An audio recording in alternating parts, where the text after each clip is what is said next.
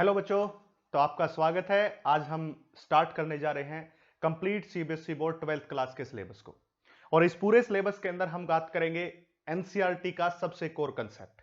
सबसे पहली बात होगी एनसीईआरटी, और उसके साथ साथ आपको सारी वो बातें बताई जाएंगी और सारे वो न्यूमेरिकल करवाए जाएंगे जो प्रीवियस ईयर में आए हुए हैं। पहली बात तो एनसीईआरटी का कोर कंसेप्ट रहेगा, फिर प्रीवियस ईयर के सारे क्वेश्चंस रहेंगे, और उसके बाद जैसे ही यूनिट 1 कंप्लीट हो जाती है तो उसका एक वन शॉट रहेगा जो पूरी थ्योरी का कंसेप्ट होगा, और एक शॉट में एनसीईआरटी के सारे न्यूमेरिकल्स होंगे, और एक शॉट में कंप्लीट जो पीवाईक्यू है वो भी आपके साथ रहेगा। तो हम सारी बातों की बात करेंगे और बेसिक से लेके एडवांस तक जाएंगे। प्रत्येक लेक्चर की सीरीज को कंप्लीट देखना पड़ेगा। यहां कोई जादू नहीं है, यहां कोई रीजनिंग का टॉपिक नहीं कि भाई आज वाटर इमेज पढ़ रहे तो कल कैलेंडर पढ़ लो, परसों जो है तीसरा टॉपिक। ये कंप्लीट सीरीज में चलेंगी क्योंकि एक दूसरे से कनेक्टेड है। पूरा का पूरा कोर्स हम 12th क्लास का देंगे, सीबीएसई बोर्ड का, किसी भी स्टेट बोर्ड का। और इस सीबीएसई बोर्ड के सिलेबस को भी मैं इस तरह से कराऊंगा कि अगर आप इसमें आईआईटी नीट के लिए भी देख रहे हैं तो वो भी आपकी जो बातें हैं वो क्वेश्चन है वो सारे बन जाएंगे। साथ साथ पीवाईक्यू भी रहेंगे, सारी बातें एक साथ रहेंगी। तो चैनल को सब्सक्राइब कर लीजिए, लाइक कीजिए, शेयर कीजिए, और आपको नोट्स की जरूरत है तो आप नीचे कमेंट सेक्शन में मेंशन कीजिए। वहां आपको टेलीग्राम और इंस्टाग्राम का लिंक है, उसको भी फॉलो कीजिए क्योंकि वहीं पे आपको नोट्स मिलेंगे कंप्लीट। और दोस्तों को भी शेयर कीजिए क्योंकि आपका ये मोटिवेशन हमें कंप्लीट जो है सीरीज करेंगे, और इस सीरीज के बाद साथ साथ हम नीट और आईआईटी के लिए भी अलग से सीरीज स्टार्ट करेंगे। और इसके साथ साथ मैं आपको बता दूं, जैसे हमने 30 इयर्स के नीट के पीवाईक्यू डाले थे, वहां पे भी आप जाके देखोगे तो अब की बार बहुत सारे क्वेश्चंस जो हैं ऐसे के ऐसे पीवाईक्यू से रिपीट थे, मतलब उस जैसी स्टेटमेंट के थे इसलिए, और उन्हीं कंसेप्ट से क्वेश्चंस को उठाया गया है। तो जो हमारे साथ इस पूरे सेशन में रहेगा, जो हम इस सेशन में बात करेंगे वो किसकी करेंगे, कोर जो कंसेप्ट कवर्ड होगा। सबसे पहले कोर कंसेप्ट कवर्ड होगा जो कंप्लीट होगा, फिर एनसीईआरटी कंप्लीट कवर्ड कर दी जाएगी। एनसीईआरटी की कोई भी बात आपको ऐसी नहीं मिलेगी जो आपको ना पता हो, सारी एनसीईआरटी को मैं एक साथ कवर करूंगा।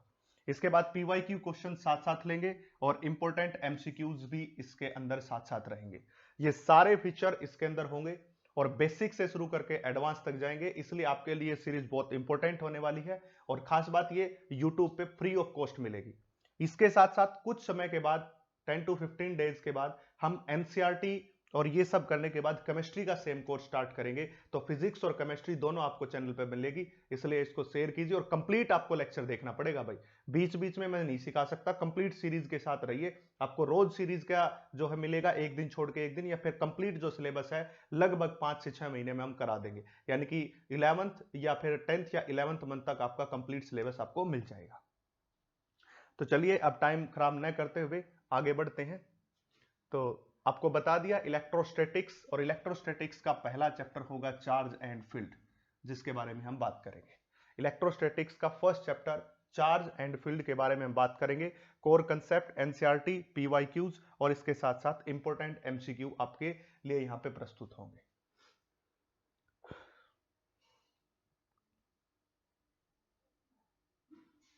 सबसे पहले अब हम बात करते हैं इलेक्ट्रोस्टैटिक्स की। देखिए भाई, फर्स्ट ऑफ ऑल अगर हम बात करेंगे तो इलेक्ट्रोस्टैटिक्स को पढ़ने से पहले सबसे पहले इनके थोड़ी सी पीछे की कहानी की बात करते हैं, इनके पीछे के ओरिजिन की बात करते हैं। जैसे कि आपने जनरली जब भी नोटिस किया होगा तो आप ये बात नोटिस करते हो कि जब आप अपने हाथ को रब करते हो, देखो रब करके, तो आप हीट फील करोगे। ऐसा फील होगा कि आपके दोनों हाथ जो है गर्म हो चुके हैं। आपको हीटिंग इफेक्ट यहां पे शो होगा, आपको हीटिंग यहां पे फील होगी। इसी प्रकार आपने पहले स्पार्क देखा होगा, आपने लाइटनिंग देखा होगा। लाइटनिंग में चमक होती है, स्पार्किंग सी होती है। जब मौसम खराब होता है तो जब लाइटनिंग होती है तो उस समय आपको स्पार्क दिखाई देती है। ये सारे के सारे जो फिनोमिना है ये सारे चार्ज के कारण है। कई बार जब आप गाड़ी के डोर को ओपन करोगे तो आपको स्पार्किंग दिखाई देगी। और कई बार जब आपने ये ध्यान से देखा होगा कि जब कोई प्लेन है वो लैंड कर रहा है अच्छी तरह से, तो भी उसके जो टायर्स होते हैं ना, उन टायर्स में स्पार्किंग होती है, और स्पार्किंग के कारण वहां पे आपको ऐसा लगता है जैसे कि आग लगने का जैसा माहौल बन गया है। इसी प्रकार मान लिया जाए कोई हवाई जहाज है और कोई प्लेन है, उसके अंदर जो है कोई दिक्कत के कारण वो क्रैश करेगा। अगर वो क्रैश करेगा तो आपने जो उसका कैप्टन होता है, आपने ध्यान से देखा होगा कि वो कंप्लीट फ्यूल को खत्म करके उसको क्रैश करवाता है। ऐसा नहीं कि अभी उसका टैंक कंप्लीट भरा हुआ है और उसके बाद उसने उसको क्रैश करवा दिया है।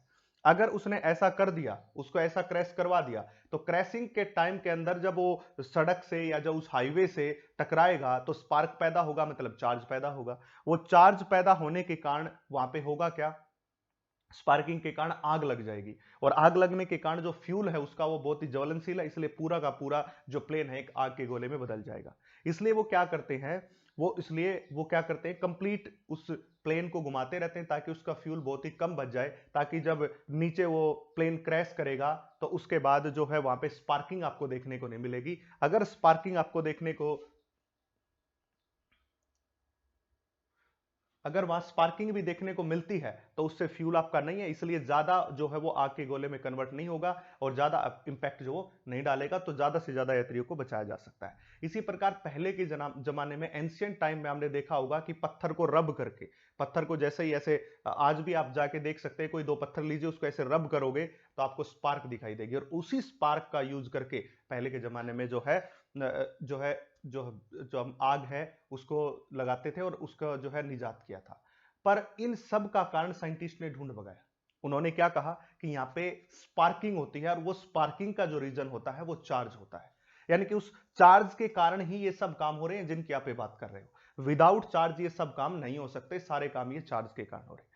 इसके बाद हुआ क्या कि इसके बाद एक नया चैप्टर बनाया गया, और उस चैप्टर का नाम जो है, जिसके अंदर ये सारे फिनोमिना जो अब तक डिस्कस किए हैं वो स्टडी करेंगे, उसका नाम रख दिया हमने इलेक्ट्रोस्टैटिक्स। उस जो ब्रांच है जिसके अंदर हमें चार्ज और उसकी प्रॉपर्टी और उसके बारे में डिस्कस करवाएगा, उसका नाम क्या होगा, इलेक्ट्रोस्टैटिक्स। बिल्कुल कोर कंसेप्ट से उठा के चलेंगे, बेसिक से उठा के चलेंगे, बिल्कुल जीरो लेवल से नहीं, मैं गड्ढे खोद के अंदर घुस के वहां से आऊंगा। कंप्लीट आपको पढ़ना पड़ेगा। अब हिंदी मीडियम हो चाहे इंग्लिश मीडियम हो, किसी का बहाना नहीं चलेगा, हिंदी मीडियम और इंग्लिश मीडियम दोनों को इक्वली आएगा, अच्छी तरह से आपको समझाया जाएगा। अब ध्यान से देखोगे तो इलेक्ट्रोस्टैटिक्स की अगर हम बात करें तो ये दो वर्ड से मिलकर बना है। एक यहां पे है इलेक्ट्रो और दूसरा वर्ड यहां पे है स्टैटिक।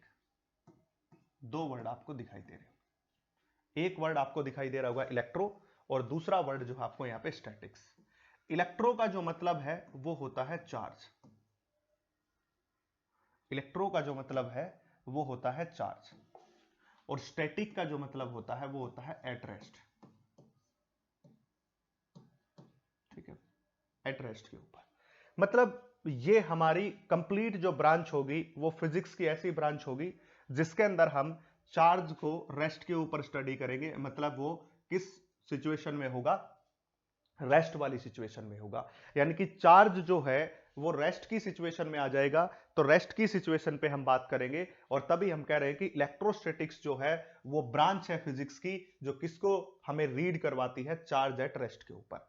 मतलब यहां पे जो चार्ज किसी बॉडी के अंदर प्रोड्यूस होगा, कहने का मतलब जहां पे जिस बॉडी के अंदर चार्ज प्रोड्यूस होगा वो वहीं पे रहेगा, मूव करके नहीं जाएगा।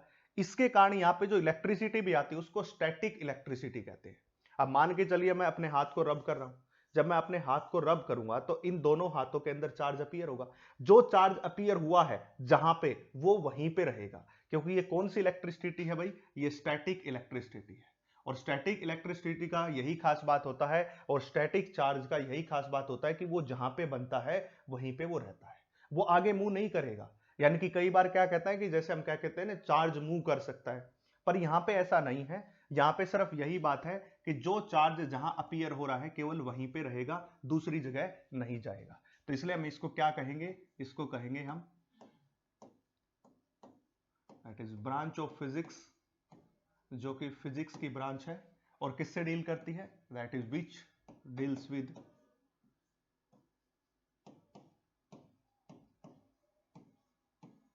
Study of charge at rest, charge at rest. आज का हमारा टॉपिक होगा बेसिक इंट्रोडक्शन। सबसे पहले हम इसके इंट्रोडक्शन की बात करते हैं और फिर चार्ज का टॉपिक लेंगे, और हम इसको ज्यादा बड़े लेक्चर्स के अंदर नहीं लेके जाएंगे, यानी कि कंप्लीट कर देंगे हम 6 या 7 लेक्चर्स में पूरा चैप्टर। फिर उसके बाद हम क्या करेंगे, एक पूरी की पूरी यूनिट का जो इलेक्ट्रिक फील्ड और चार्ज है उसके जो हम एक कंप्लीट इसका वन शॉट देंगे, फिर एक पीवाईक्यू जो एनसीईआरटी के है, और फिर एक पूरा जो कोर्स है पीवाईक्यू का। ऐसे एनसीईआरटी पीवाईक्यू ये तीनों एक साथ चलेंगे। तो तो आपको इस बात में कोई प्रॉब्लम नहीं होगी कि आपको ये पता नहीं चल पाएगा कि कैसे कैसे क्वेश्चंस आ रहे हैं। तो वो सारे क्वेश्चंस मैं आपको बताऊंगा और जैसे ही आप इस पूरे उसको कर लोगे तो आपके सारे क्वेश्चंस भी लगेंगे। बस शेयर कीजिए, सब्सक्राइब कर लीजिए, फॉलो कर लीजिए, ताकि आपको ऐसे ऐसे लेक्चर्स अब फिजिक्स के साथ केमिस्ट्री के भी मिलेंगे। तो हम चार्ज एट रेस्ट के ऊपर हम इसमें बात कर रहे हैं, यानी कि जो चार्ज जहां पे प्रोड्यूस होगा वहीं पे रहेगा, दूसरी जगह मूव नहीं करेगा, इसलिए हम इसको क्या कहते हैं, चार्ज एट रेस्ट। और स्टैटिक जो चार्ज की बात करते हैं, और इसी का ब्रांच का नाम जो है वो क्या हो गया, इलेक्ट्रोस्टैटिक हो गया। अब यहां पे मेन जो बातें चल रही हैं वो किसकी चल रही है, चार्ज की। ये तो केवल बेसिक इसका इंट्रोडक्शन है, मेनली जो हमें पढ़ना है वो चार्ज के बारे में पढ़ना है, क्योंकि जब तक हम चार्ज के बारे में नहीं जानेंगे तब तक हम इसको कैसे पढ़ेंगे। चार्ज ही इसका बेसिक है। तो बेसिकली आज हमने क्या देखा अभी तक, इलेक्ट्रोस्टैटिक्स दो वर्ड से मिलकर बना है, जिसमें एक है इलेक्ट्रो और दूसरा है स्टैटिक। इलेक्ट्रो का मतलब होता है चार्ज और स्टैटिक का मतलब होता है एट रेस्ट। मतलब चार्ज एट रेस्ट एक ऐसी branch of physics which deals with study of charge at rest, एक ऐसी ब्रांच जो चार्ज को रेस्ट पे रीड करवाती है, स्टडी करवाती है, उसी को हम क्या कहते हैं, इलेक्ट्रोस्टैटिक्स कहते हैं। ठीक है, अब हम चलते हैं नेक्स्ट पार्ट में इसके। अब हम बात करते हैं इलेक्ट्रिक चार्ज की। भाई इलेक्ट्रिक चार्ज क्या होता है?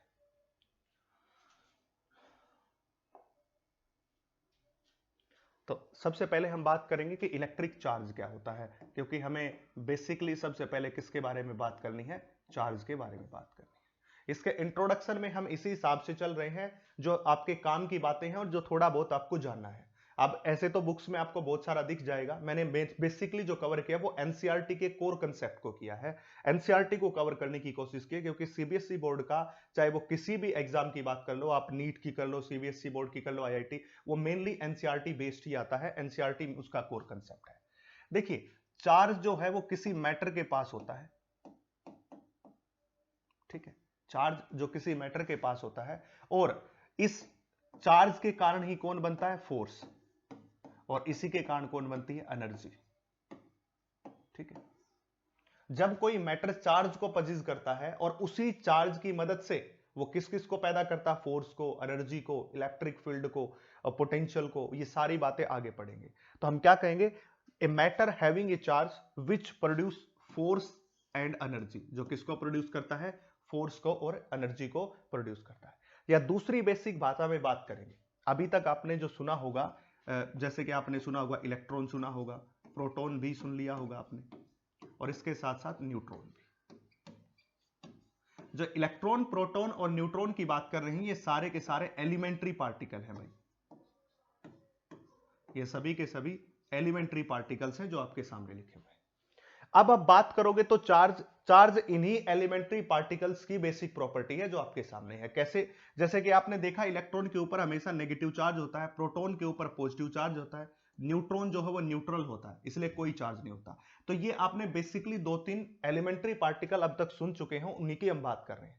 तो अगर हम चार्ज की बात करें तो चार्ज इन्हीं एलिमेंट्री पार्टिकल्स की, कौन कौन, इलेक्ट्रॉन, प्रोटॉन और न्यूट्रॉन, इन्हीं एलिमेंट्री पार्टिकल्स की बेसिक प्रॉपर्टी है। देख लीजिए इलेक्ट्रॉन के ऊपर नेगेटिव चार्ज है, तो ये प्रॉपर्टी हो गई इलेक्ट्रॉन की कि उसके ऊपर कैसा चार्ज रहेगा, नेगेटिव चार्ज रहेगा। तो इस प्रकार ये किसकी प्रॉपर्टी हो गई, एलिमेंट्री पार्टिकल्स की प्रॉपर्टी हो गई। तो हम कहते हैं कि charge is a basic property of elementary particles in terms of energy, force, potential, electric field, इन सब के टर्म में। तो अगर हम इसकी बेसिक डेफिनेशन लिखेंगे तो कुछ इस तरह से लिख सकते हैं कि charge is a basic property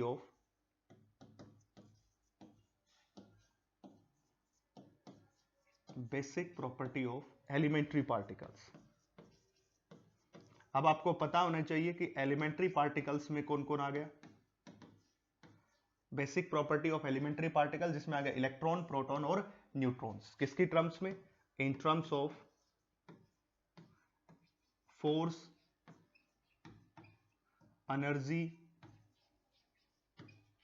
etcetera, इन सब की टर्म में। यानी कि जब भी आपको कोई इलेक्ट्रॉन दिखाई दे, कोई भी पार्टिकल दिखाई दे, तो आपको पता होना चाहिए उसके ऊपर चार्ज कैसा होता है। जैसे अगर आपसे प्रोटॉन के बारे में पूछे तो वो प्रोटॉन के बारे में आप बताओगे कि प्रोटॉन पे पॉजिटिव चार्ज होता है, इलेक्ट्रॉन पे नेगेटिव चार्ज होता है। तो वो पॉजिटिव चार्ज उस पार्टिकल की प्रॉपर्टी है और उसी को हम क्या कहते हैं, चार्ज कहते हैं। इसलिए चार्ज की डेफिनेशन आपके सामने है कि that is basic property of elementary particles in terms of in terms of energy and force, energy और फोर्स के टर्म में। इन सभी की बेसिक प्रॉपर्टी होती है एलिमेंट्री पार्टिकल्स की।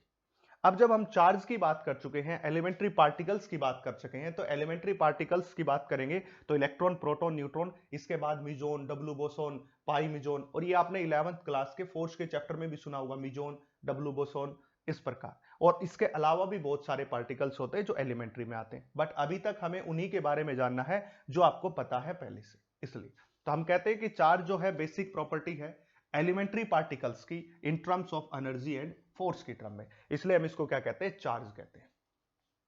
इसके बाद चार्ज को सबसे पहले यह पता किया गया कि कितने काइंड का होता है, कितने टाइप्स का होता है।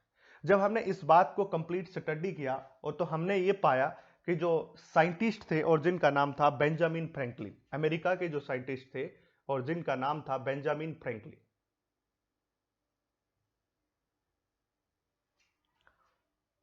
जिस साइंटिस्ट का नाम था Benjamin Franklin, types of charge की अगर हम बात करेंगे,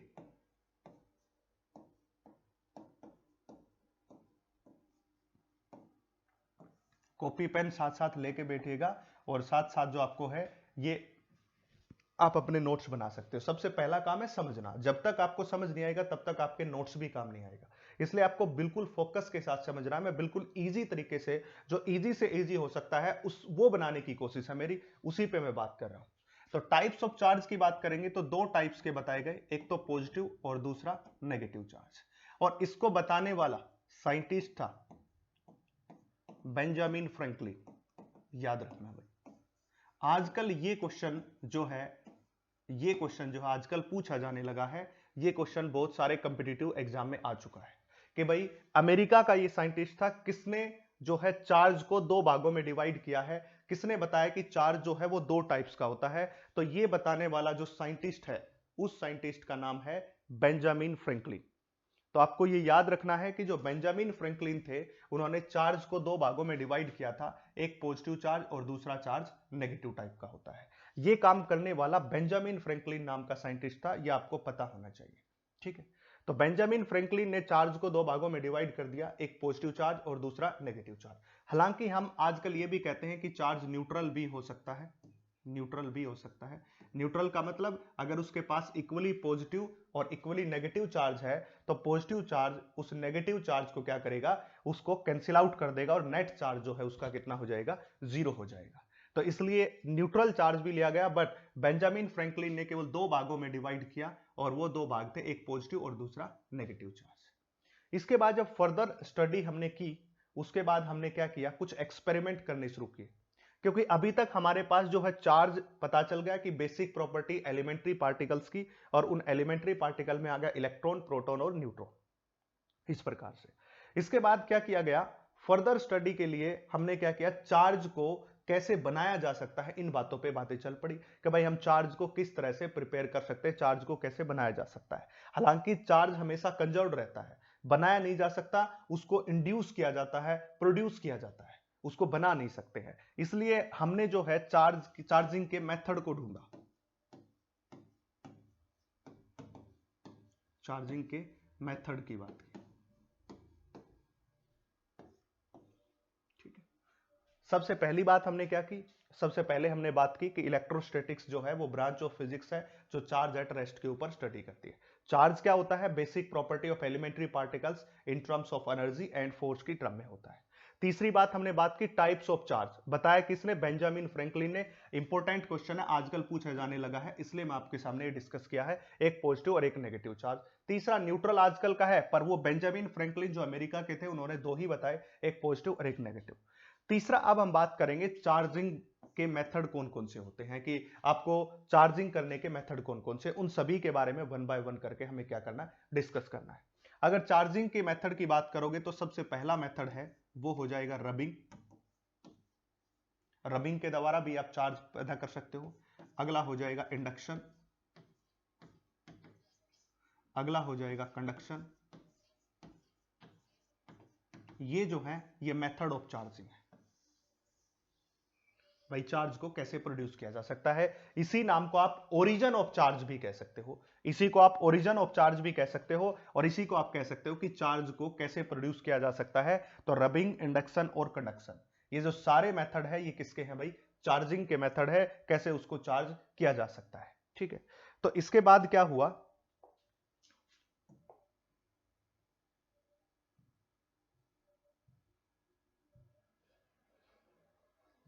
देखिए आगे, इसके बाद क्या हुआ, जब चार्जिंग के मेथड की बात की तो सबसे पहले साइंटिस्ट ने क्या किया, मैं रबिंग और इंडक्शन और कंडक्शन को थोड़ा बाद में डिस्कस करूंगा, वो इंपॉर्टेंट पॉइंट्स है, वहां से कंपिटिटिव एग्जाम में क्वेश्चन आता है, साथ साथ कई बार बोर्ड एग्जाम में भी आता है। उससे पहले मैं थोड़ी सी बातें करता हूं।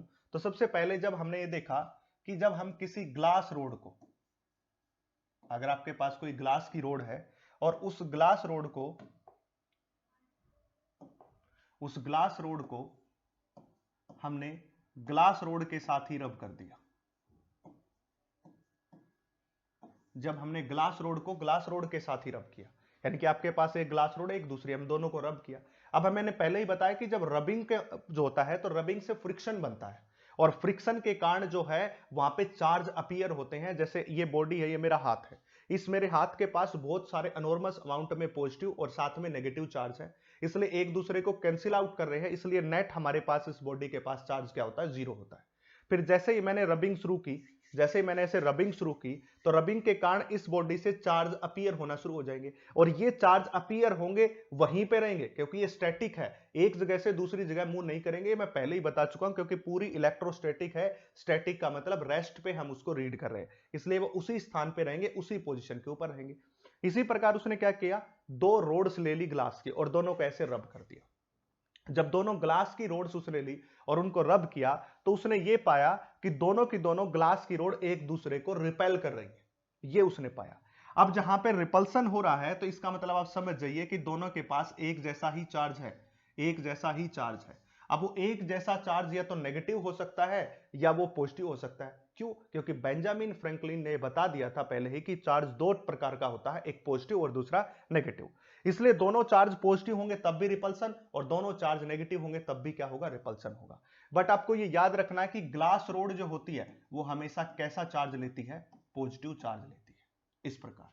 तो ग्लास रोड के साथ जब इसको रब किया गया तो जो आपने ये देखा होगा, देखिए ये डायग्राम भी मैंने दिखा रखा है कि इस ग्लास रोड के पास भी पॉजिटिव, इस ग्लास रोड के पास पॉजिटिव, इसलिए दोनों में रिपल्सन हो गया। तो इसके ऊपर फोर्स इस तरफ आया और इसके ऊपर फोर्स इस तरफ आया, नेगेटिव डायरेक्शन। ठीक है, तो इसलिए एक दूसरे को रिपेल कर रहे हैं। मतलब यहां से आपको सेम एक बात और यहां पे आपसे आपके सामने आ गई है कि जहां पे आपको सेम चार्ज दिखाई देंगे, जहां पे आपको सेम चार्ज दिखाई देंगे वहां आपको क्या मिलेगा, रिपल्सन मिलेगा। वहां पे आपको क्या मिलेगा, रिपल्सन। इसलिए एक बात और ऐड कर लीजिए, जहां पे आपको दो पॉजिटिव पॉजिटिव या दो नेगेटिव नेगेटिव चार्ज मिलते हैं वहां पे आपके पास क्या होता है, रिपल्सन होता है। इसलिए देखिए बच्चा पार्टी, एक और बात नई ऐड होके आ गई है दोस्तों कि सेम चार्ज जो है वो रिपल्सन का कारण होती है, और अपोजिट चार्ज मतलब अपोजिट चार्ज का मतलब एक के ऊपर पॉजिटिव और दूसरे के ऊपर नेगेटिव, तो दोनों में क्या होता है, अट्रैक्शन, जो आजकल के बच्चों का हाल है। जैसे वो मादा को देखते हो, नर और मादा की बातें चल रही है यहाँ पे, नर और मादा, बिल्कुल वैसा ही, यानी कि मेल और फीमेल। आपने देखा होगा नर मादा की तरफ हमेशा अट्रैक्ट होता है, एक के ऊपर पॉजिटिव तो दूसरे के ऊपर नेगेटिव है, इसलिए वहां पे क्या हुआ, अट्रैक्शन हुआ। तुम्हारी बात नहीं चल रही है, नर और मादा की बातें चल रही है, तुम्हारी नहीं चल रही। तो इसलिए एक के ऊपर पॉजिटिव और दूसरे के ऊपर क्या होता है, नेगेटिव होता है। बट जब एक ही मादा को दोनों पसंद करे तो आपने देखा होगा दोनों के बीच लड़ाई होती है, इसलिए दोनों के बीच क्या होता है, रिपल्सन होता है। तो ये तरीका आप इसको अच्छी तरह से अपना सकते हो कि अगर आप सेम चार्ज दिखाई दे, मतलब दो व्यक्ति सेम हो, तो उनके बीच क्या होगा, रिपल्सन होगा। बट एक अपोजिट सेक्स के होंगे, एक पॉजिटिव और एक नेगेटिव होगा, तो वहां पे क्या होगा, अट्रैक्शन होगा। वहां पे क्या मिलेगा आपको, अट्रैक्शन मिलेगा। तो एक जगह आपको रिपल्सन मिलेगा और एक जगह आपको अट्रैक्शन मिलेगा। तो आपने ये बता कर लिया कि जब दो सेम चार्ज होते हैं तो वहां पे क्या होता है, रिपल्सन, और जो अपोजिट चार्ज, एक पॉजिटिव और नेगेटिव, वहां क्या होता है, अट्रैक्शन। हालांकि ये बातें प्रॉपर्टीज में आएंगी, वहां पे भी हम डिस्कस करेंगे। अब दूसरा हमने क्या किया, इस ग्लास रोड को रब कर दिया प्लास्टिक के साथ, इस ग्लास रोड को रब कर दिया किस रोड के साथ, प्लास्टिक रोड के साथ। प्लास्टिक रोड के साथ इसको क्या कर दिया, रब कर दिया। अब आपने देखा कि जो ग्लास रोड है, मैंने अभी भी बताया ग्लास रोड के पास हमेशा कैसा चार्ज आता है भाई, पॉजिटिव चार्ज आता है, ये मैं बता चुका हूं, इसलिए इसके पास कैसा आएगा, पॉजिटिव। और प्लास्टिक रोड के पास कैसा आ गया, नेगेटिव चार्ज आ गया। प्लास्टिक रोड के पास कैसा आ गया, नेगेटिव। और अभी भी बताया पॉजिटिव और नेगेटिव में अट्रैक्शन होता है भाई, अट्रैक्शन होता है, इसलिए देखो एक दूसरे को अट्रैक्ट कर रहे हैं, रिपेल नहीं कर रहे हैं, इस प्रकार से।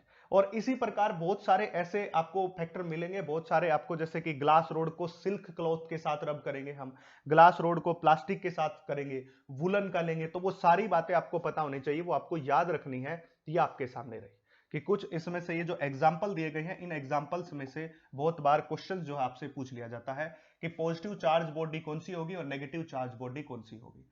ग्लास रोड अभी भी बताया हमेशा पॉजिटिव चार्ज होती है, फर और वुलन क्लॉथ भी कैसा होता है, पॉजिटिव, वुलन कोट भी कैसा होता है, पॉजिटिव, वुलन कारपेट भी कैसा होता है, पॉजिटिव, माइलोन या एसीटेट पॉजिटिव, और ड्राई एयर भी कैसी होती है, पॉजिटिव होती है। ये सारी बातें हैं, इसको याद रखने का आपको जो मेथड है वो है PGFW स्क्वायर, देखो PGFW square, ND positive, ND positive है भाई, ND पॉजिटिव है, PGFW स्क्वायर ND पॉजिटिव है, ND का मतलब बढ़िया, ND पॉजिटिव, इसलिए हम क्या लिखते हैं, इसको लिखते हैं PGFW स्क्वायर ND पॉजिटिव है, ND पॉजिटिव है। अब P का मतलब क्या हो गया आपके पास, पॉजिटिव चार्ज हो गया, अगर आप इस पूरे में लोगे तो मैंने पीछे भी ऐड कर दिया, आगे भी, P का मतलब हो गया पॉजिटिव चार्ज, किस किस पे होगा, ग्लास रोड पे होगा, फर और वुलन पे होगा, वुलन क्लॉथ पे होगा, वुलन कारपेट पे होगा, नाइलॉन पे होगा, और जिसको एसीटेट भी कहते हैं, और ड्राई एयर पे होगा, इसलिए क्या कहते हैं,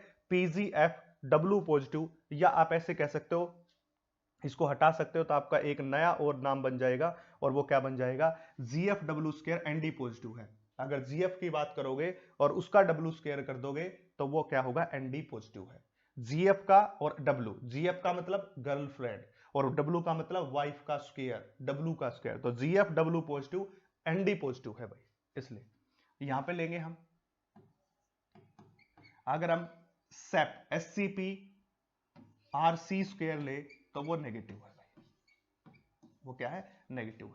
SCP RC स्क्वायर नेगेटिव होता है, तो ये पॉजिटिव होगा तो दूसरा नेगेटिव बचेगा, इसलिए इसको करेंगे SEP RC square, SEP RC। RC की एक बार फर्म चली थी, आपने देखा हो, जहां पे सामान मिलता था परचून का, वो RC के नाम से उन्होंने चलाया था, तो उसके कुछ कार्ड भी उन्होंने बांटे थे, कुछ कहते थे कि हम इनमें जो आपको छूट देंगे, वो सब बातें हैं। तो SEP RC स्क्वायर नेगेटिव के बराबर होता है। और यहाँ पे क्या, GFW स्क्वायर, याद रखना girlfriend, GFW square ND positive है भाई, तो इसलिए यहाँ पे कौन बच गया, नेगेटिव चार्ज में सिल्क क्लॉथ बच गया, एबोनाइट और अंबर रोड बच गई, प्लास्टिक की शीट बच गई, रबर की सूज, प्लास्टिक की शीट के साथ प्लास्टिक की रोड भी बोल सकते हो भाई तुम इसके साथ, ठीक है। अगला क्लॉथ बच गया और अगला कोम बच गया।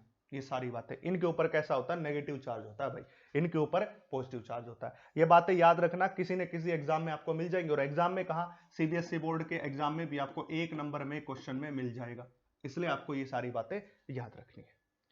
अब हम बात करेंगे नेक्स्ट के अंदर, अब हम बात करेंगे मेथड ऑफ चार्जिंग की। देखिए, अब हम आते हैं मेथड ऑफ चार्जिंग पे, अलग अलग टाइप के मेथड जो है चार्जिंग के, उनकी बात करते हैं। तो सबसे पहले मेथड ऑफ चार्जिंग की अगर हम बात करेंगे,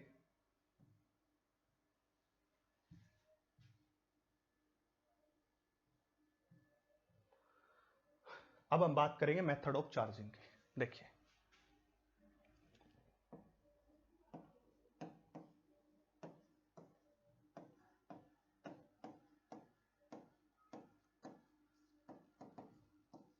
मेथड ऑफ चार्जिंग,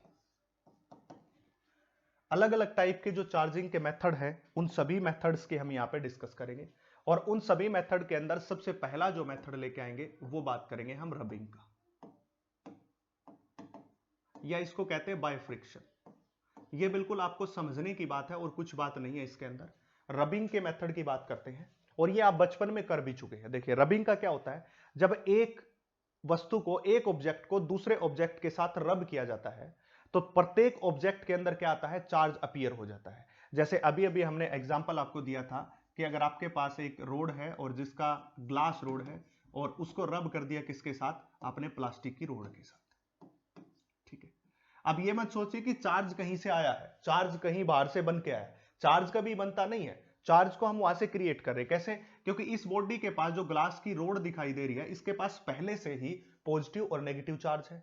इसके प्रकार जो प्लास्टिक की रोड है उसके पास भी पहले से ही पॉजिटिव और नेगेटिव चार्ज पहले से ही है, वो हमने ऐड नहीं किया, वो चार्ज उसके पास पहले से ही है। और उसके पास जब वो पहले से ही चार्ज प्रेजेंट है तो उसको जब हम रब करते हैं तो रब करने के कारण वो चार्ज ऊपर अपीयर हो जाता है। इसलिए इसका ये पूरा साइड पॉजिटिव हो गया और इसका जो दूसरी रोड है इसका पूरा साइड कैसा हो गया? नेगेटिव हो गया।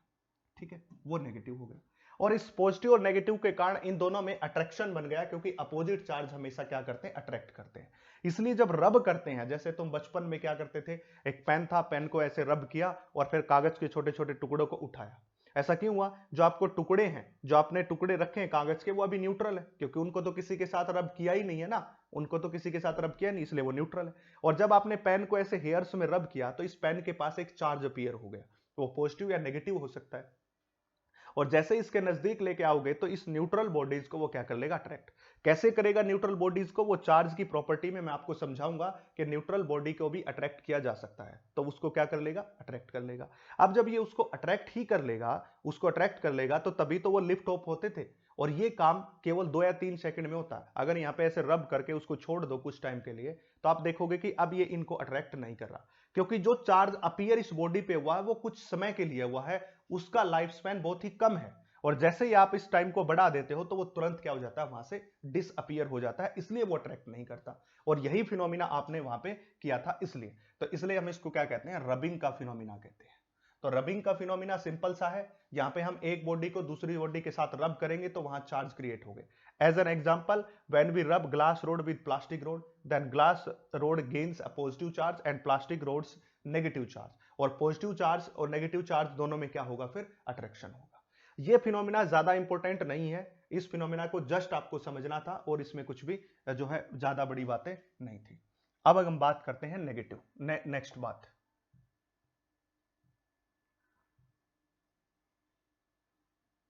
देखिए अब हम अगला फिनोमिना लेंगे और अगला फिनोमिना हमारे पास होगा मेथड ऑफ चार्जिंग के बाद जो नेक्स्ट फिनोमिना होगा हम उसकी बात करेंगे इंडक्शन का।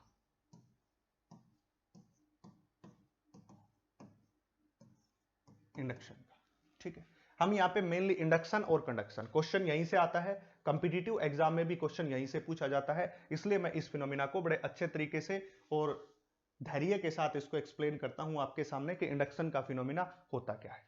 एक्चुअल में देखिए, इंडक्शन का फिनोमिना होता वो है जिसमें बॉडी को चार्ज किया जाता है, क्योंकि ये एक मेथड ऑफ चार्जिंग है और कुछ मेथड तो है नहीं, ये भी एक मेथड ऑफ चार्जिंग है। इसमें हम क्या करेंगे? बॉडी को चार्ज करेंगे, पर बॉडी को जब चार्ज किया जाएगा तो यहां पे चार्ज को इंड्यूस किया जाएगा, क्योंकि इंडक्शन का मतलब क्या होता है? इंड्यूस करना, ठीक है। और यहां पे किसी प्रकार का दो बॉडीज का कॉन्टैक्ट नहीं होगा, विदाउट कॉन्टैक्ट, यानी कि हम क्या कह सकते हैं? यहां पे लिख सकते हैं charging of a body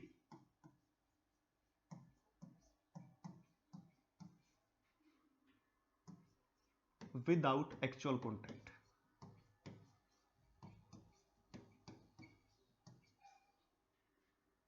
without actual contact, किसी बिना कॉन्टैक्ट के चार्ज करने के फिनोमिना को हम क्या कहते हैं? इंडक्शन का फिनोमिना कहते हैं। इसके कंप्लीट नोट्स अगर आपको जरूरत है तो वो नोट्स मेरे को मेंशन कर दीजिए, मैं टेलीग्राम चैनल पे आपको जो प्रोवाइड कर दूंगा। ज्यादा से ज्यादा कमेंट सेक्शन मेरे को पिन अप कीजिए, तो मैं जैसे जैसे तुम्हारी संख्या बढ़ती जाएगी तो वहां पे नोट्स जो है कंप्लीट आपके सामने प्रस्तुत हो जाएंगे। और इस बात की मेरी गारंटी रही, मैंने जो करवा दिया सिलेबस में, अगर सीबीएसई बोर्ड में उससे बाहर आ जाए तो कह देना आके सर आपने करवाया था, एक क्वेश्चन लिया, 70 में से 70 नंबर का काम वहीं से आएगा, एक क्वेश्चन भी बाहर से नहीं आएगा, ये गारंटी मेरी है, मैं इस बात की गारंटी लेता हूं। अब बात देखिए, जब हम इंडक्शन की बात करते हैं तो बॉडी को चार्ज, क्योंकि फिनोमिना इंडक्शन का भी चार्जिंग का है, तो charging of body without actual contact, मतलब हमें कोई कॉन्टैक्ट नहीं बनाया और उस कॉन्टैक्ट के बिना ही उस बॉडी को चार्ज कर दिया। कैसे किया? सबसे पहले हमने एक बॉडी ली, ये हमारी न्यूट्रल बॉडी है, इसको रख दिया इंसुलेटिंग स्टैंड पे, न्यूट्रल बॉडी है। इसके पास में हम कौन सी बॉडी ले आए? दूसरी बॉडी ले आए जो कि एक पॉजिटिव चार्ज बॉडी है, इस प्रकार से, ठीक है। ये पॉजिटिव चार्ज बॉडी है। अगर ये पॉजिटिव चार्ज बॉडी है तो होगा क्या? ये जो न्यूट्रल बॉडी होने का कारण क्या है? मैं आपसे पूछना चाहता हूं कि ये बॉडी जो न्यूट्रल है इसका होने का कारण क्या है? इसके पास इक्वल नंबर ऑफ पॉजिटिव और नेगेटिव चार्ज थे, यानी कि जितने पॉजिटिव थे उतने ही नेगेटिव थे, दोनों ने एक दूसरे को कैंसिल किया, इसलिए क्या हो गया, न्यूट्रल हो गया। अब हमें पता है कि इसके पास पॉजिटिव और नेगेटिव चार्ज इक्वली हैं और इस रोड के पास पॉजिटिव है, जब ये रोड इसके नजदीक आएगी, कॉन्टैक्ट में नहीं रहेगी, नजदीक आएगी, तो ये अट्रैक्ट करेगी किसको, नेगेटिव चार्ज को, तो इसने नेगेटिव चार्ज को कर लिया अट्रैक्ट, और रिपेल किसको करेगी, पॉजिटिव चार्ज को, इस प्रकार से। तो इसने, ये फर्स्ट डायग्राम है, इसने क्या किया, पॉजिटिव चार्ज ने नेगेटिव को तो अट्रैक्ट कर लिया, क्योंकि अभी अभी आप बताया कि पॉजिटिव और नेगेटिव के बीच अट्रैक्शन होता है, पॉजिटिव और पॉजिटिव के बीच क्या होता है, रिपल्सन होता है। इसलिए इसने क्या किया, नेगेटिव चार्ज को तो अट्रैक्ट कर लिया, बट पॉजिटिव चार्ज को क्या कर दिया है, रिपेल कर दिया है। जब इसने पॉजिटिव चार्ज को रिपेल कर दिया तो पॉजिटिव चार्ज दूर जाएगा, नेगेटिव चार्ज नजदीक आएगा। अब अगले डायग्राम में ये आपकी रोड रही जो पॉजिटिव चार्ज है, ठीक है, और ये आपका बॉडी रही जो इंसुलेटिंग स्टैंड पे है। यहां क्या था, नेगेटिव चार्ज था, यहां कौन था, पॉजिटिव चार्ज। अगले स्टेप में हमने इसको ग्राउंड कर दिया, ग्राउंड का मतलब अर्थिंग, यहां पे क्या कर दी हमने, अर्थिंग। आपसे अर्थिंग की कोई डेफिनेशन पूछ सकता है, मैं लिख देता हूं, शेयरिंग ऑफ चार्ज। अर्थिंग की डेफिनेशन होती है sharing of charge with earth, with earth, earth के साथ चार्ज की शेयरिंग को हम क्या कहते हैं, sharing of charge with earth is called earthing. उसको क्या बोला जाता है भाई, अर्थिंग बोला जाता है। तो यहां क्या हो गई, अर्थिंग हो गई। अर्थिंग होते ही यहां से अर्थ से इलेक्ट्रॉन आएंगे और इस पूरे पॉजिटिव चार्ज को क्या कर देंगे, न्यूट्रलाइज। आपने कई बार ये सुना होगा पॉजिटिव चार्ज अर्थ में चला जाएगा, ऐसा नहीं होता है। होता क्या है कि इलेक्ट्रॉन इस अर्थ से आएंगे, क्योंकि इलेक्ट्रॉन की संख्या बहुत अनॉर्मस अमाउंट में होती है, किसके पास, अर्थ के पास। तो यहां से इलेक्ट्रॉन आएंगे और इस पॉजिटिव चार्ज को क्या कर देंगे, न्यूट्रलाइज। न्यूट्रलाइज करते ही अगले स्टेप में क्या होगा, अगले स्टेप में ये आपके पास पॉजिटिव चार्ज रोड रही, और ये दूसरा स्टेप जो लास्ट है, अर्थिंग करने के बाद इसके पास कौन सा चार्ज बचा, नेगेटिव, क्योंकि जो पॉजिटिव चार्ज था वो तो अर्थ ने ले लिया, बच गया कौन सा एक्सेस में, नेगेटिव। तो नेगेटिव के कारण देखिए पहले स्टेप में इस बॉडी के पास कोई चार्ज नहीं था, इसका फर्स्ट स्टेप था जब, तो फर्स्ट स्टेप के अंदर इसके पास कोई भी चार्ज नहीं था। देखिए 1 2 3 4, 4 पॉजिटिव, 1 2 3 4, अब इसमें एक और बना दो भाई, 1 2 3 4 5, 5 पॉजिटिव 5 नेगेटिव, एक दूसरे को कैंसिल आउट कर रहे थे, कैंसिल आउट कर रहे थे, तो नेट चार्ज कितना हो गया, 0, बॉडी हो गई न्यूट्रल। फिर इसके बाद अर्थ कर दिया, अर्थिंग के बाद ये पूरा पॉजिटिव चार्ज इसमें चला गया, अब इसके पास एक्सेस में 5 नेगेटिव चार्ज है, तो ये बॉडी कैसी हो गई, नेगेटिव। अगर आप एक बॉडी के पास 10 इलेक्ट्रॉन और 10 प्रोटॉन की बात कर रहे हो तो बॉडी हो गई न्यूट्रल। अब उसमें से हमने 10 प्रोटॉन को निकाल लिया, तो उसके पास कौन बचा, नेगेटिव चार्ज एक्सेस में बचा है, इसलिए वो बॉडी कैसी होगी, नेगेटिव चार्ज होगी। तो देख लीजिए हमने यहाँ पे कोई कॉन्टैक्ट की बात नहीं की और बिना कॉन्टैक्ट के इस बॉडी को चार्ज कर दिया। अब कहोगे सर यहां भी तो नेगेटिव पॉजिटिव है, पर बच्चा पार्टी यहाँ पे जितना नेगेटिव है उतना ही पॉजिटिव, इसलिए पॉजिटिव इस नेगेटिव को क्या करेगा, कैंसिल आउट कर देगा, इसलिए क्या होगा, नेट चार्ज 0। पर इस केस की जब आप बात करोगे तो इस बॉडी के पास अब कोई पॉजिटिव नहीं है, केवल नेगेटिव है, इसलिए कैसी बॉडी हो गई, नेगेटिवली चार्ज्ड। पहली बात। दूसरी बात, यहां पे किसी प्रकार का कोई भी लॉस नहीं है चार्ज का। अब यहां पे इंपॉर्टेंट पॉइंट जो पूछे जाते हैं इंडक्शन के फिनोमिना से, जो क्वेश्चन आते हैं मैं उनकी बात कर रहा हूं, जो क्वेश्चन पूछे जाते हैं मैं उनकी बात कर रहा हूं, ध्यान से देना भाई, नोट कर ले, पॉइंट आएंगे। सबसे पहले नो लॉस ऑफ चार्ज,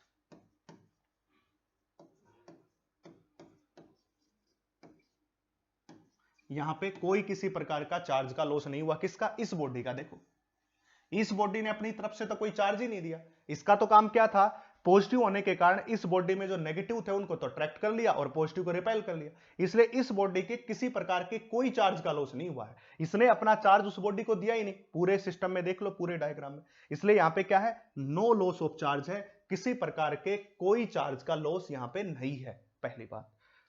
दूसरी बात, दूसरे पॉइंट की बात करते हैं, जो चार्ज इस बॉडी पे था उससे अपोजिट चार्ज क्या हो गया, अपीयर हो गया। जो इंड्यूसिंग चार्ज है, जो बॉडी चार्ज है उससे अपोजिट चार्ज क्या हुआ है, न्यूट्रल बॉडी पे अपीयर हुआ। देखो यहां पॉजिटिव था, इस बॉडी पे पॉजिटिव है तो नेगेटिव चार्ज हो गया, तो क्या कहेंगे, opposite charge, opposite charge appear और न्यूट्रल बॉडी, न्यूट्रल बॉडी, ठीक है, उससे क्या होगा, अपोजिट चार्ज अपीयर होगा, वही सेम चार्ज अपीयर नहीं होगा न्यूट्रल बॉडी के। तो यहां पे मेन पॉइंट क्या थे, सबसे पहला पॉइंट था क्या, नो लॉस ऑफ चार्ज, जो इंडक्शन के फिनोमिना के अंदर होता है कोई चार्ज का लॉस नहीं होता, क्योंकि जो चार्ज्ड बॉडी है उसने जो अनचार्ज्ड बॉडी को कोई चार्ज अपनी तरफ से नहीं दिया, केवल अट्रैक्शन और रिपल्सन का फिनोमिना हो रहा है, इसलिए इसको क्या कहते हैं, इंडक्शन का फिनोमिना। दूसरा, अपोजिट चार्ज अपीयर होता है न्यूट्रल बॉडी पे, जैसे इस पे पॉजिटिव था तो यहां कौन आया, नेगेटिव आया, अगर इस पे नेगेटिव होता तो यहां कौन आता, पॉजिटिव आता। तीसरी बात, there is no need of contact, देखिए विदाउट एक्चुअल कॉन्टैक्ट, ये तीसरा पॉइंट भी है, charging of a neutral body without any contact is called, without any contact is called induction, उस इंडक्शन का फिनोमिना कहते हैं। तो इंडक्शन के फिनोमिना में बेसिक बात आपको तीन बातें याद रखनी है, यहां किसी प्रकार के एक्चुअल कॉन्टैक्ट की आवश्यकता नहीं होती, कोई चार्ज का यहां पे लॉस नहीं है, अपोजिट चार्ज अपीयर होता है न्यूट्रल, ये सारी बातें आपको मैंने यहां पे समझा दी है। और मैं आपको बार बार ये बात कह रहा हूं कि ये सारी बातें अगर आपने समझ ली तो आप बोर्ड में लिखना आपके लिए मुश्किल नहीं है।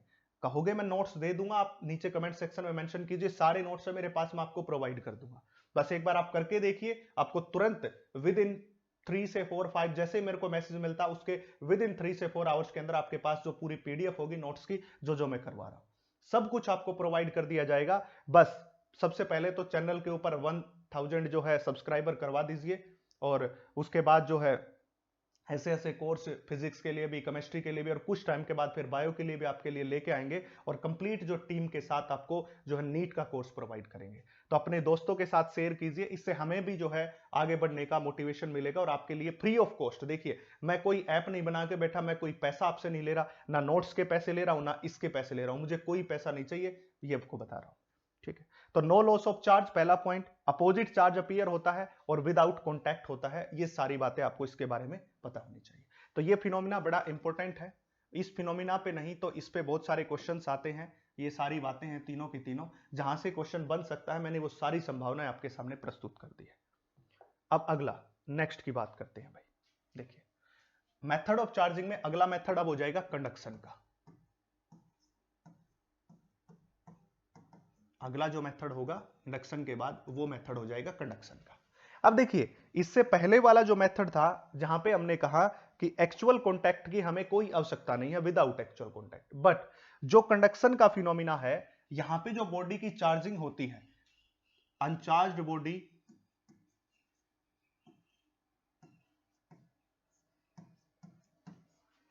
Is charged by actual contact, यहां पे बिल्कुल उल्टा है भाई, by actual contact. Actual contact किसके द्वारा होता है, ये सारा काम एक्चुअल कॉन्टैक्ट के द्वारा होता है, जो उनके बीच एक एक्चुअल कॉन्टैक्ट की आवश्यकता होती है, जब तक उनके बीच एक्चुअल कॉन्टैक्ट नहीं होगा तब तक यहां पे ये फिनोमिना एग्जिस्ट नहीं करेगा। तो अनचार्ज्ड बॉडी को चार्ज किया, uncharged body is charged by actual contact, actual contact with charged body, किसके साथ करवाना पड़ेगा, चार्ज्ड बॉडी के साथ। जब तक चार्ज्ड बॉडी के पास साथ एक्चुअल कॉन्टैक्ट नहीं होगा तब तक ये फिनोमिना एग्जिस्ट नहीं करेगा, इसलिए ये फिनोमिना बड़ा इंपॉर्टेंट है। और इस फिनोमिना के अंदर हमने क्या पढ़ा है कि एक्चुअल कॉन्टैक्ट की आवश्यकता होती है, उसी के बाद हम क्या कर सकते हैं, चार्ज जो है अपीयर करवा सकते हैं। तो इसलिए हमने क्या कहा, इसलिए हमने इसके अंदर जो स्टडी किया है वो क्या किया है कि एक्चुअल कॉन्टैक्ट के द्वारा हमने उस बॉडी को क्या किया है, चार्ज किया है, इसलिए हमने अनचार्ज्ड बॉडी को चार्ज किया। अब देखिए इसमें क्या होगा, मान लिया जाए आपके पास एक बॉडी है, ठीक है, और इसको हमने इंसुलेटिंग स्टैंड पे रख दिया इस तरह से, ठीक है, और इसके पास है नेगेटिव चार्ज। अब की बार हम वहां पॉजिटिव चार्ज से कर चुके हैं, नेगेटिव चार्ज से आपको समझाता हूं। और दूसरी बॉडी आपके पास है ये रही, जो कि न्यूट्रल है, अभी हमने इनके कॉन्टैक्ट को नहीं बनाया है, यह बॉडी न्यूट्रल है, ये पहला स्टेप है, अभी कोई कॉन्टैक्ट इनके बीच हमने एस्टैब्लिश नहीं किया है। अगले स्टेप में मैं क्या करूंगा, यहां कॉन्टैक्ट को एस्टैब्लिश कर दूंगा दोनों के बीच, देखो ये कर दिया,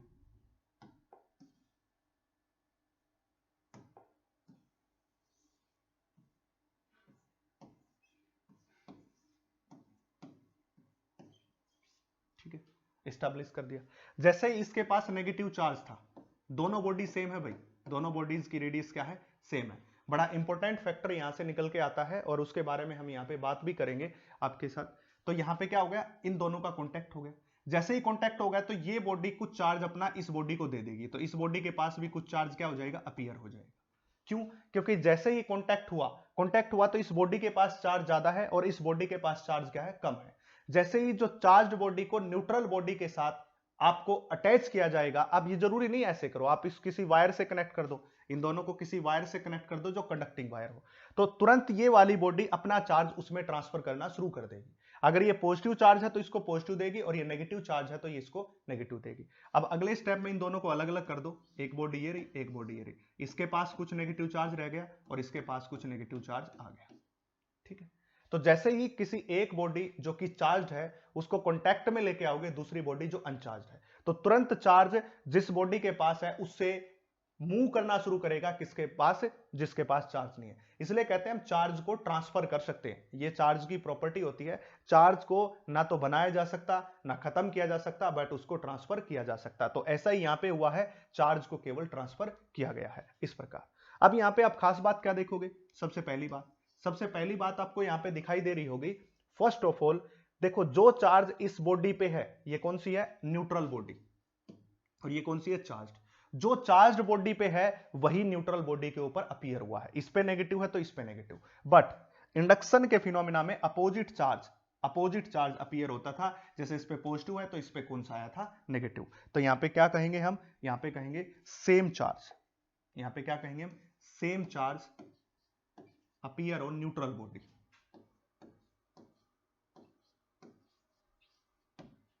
same charge appear on neutral body.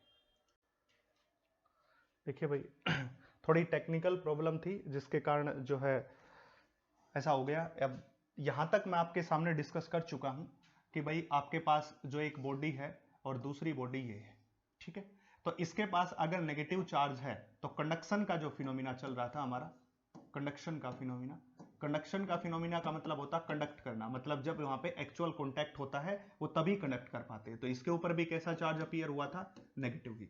ये बात मैं आपको यहां तक समझा चुका हूं कि जो कंडक्शन का फिनोमिना है उसके अंदर सेम चार्ज अपीयर होता है, और यही लिखने वाले थे हम कि सेम चार्ज अपीयर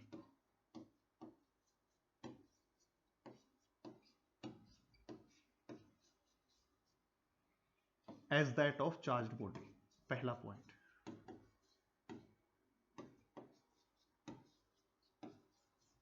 याद रखें ये सारी बातें बड़ी इंपॉर्टेंट हैं, ये जो आपको इंपॉर्टेंट पॉइंट लिखवाए जा रहे हैं मैं गारंटी लेता हूं यहां से बहुत सारे क्वेश्चन बन के आते हैं।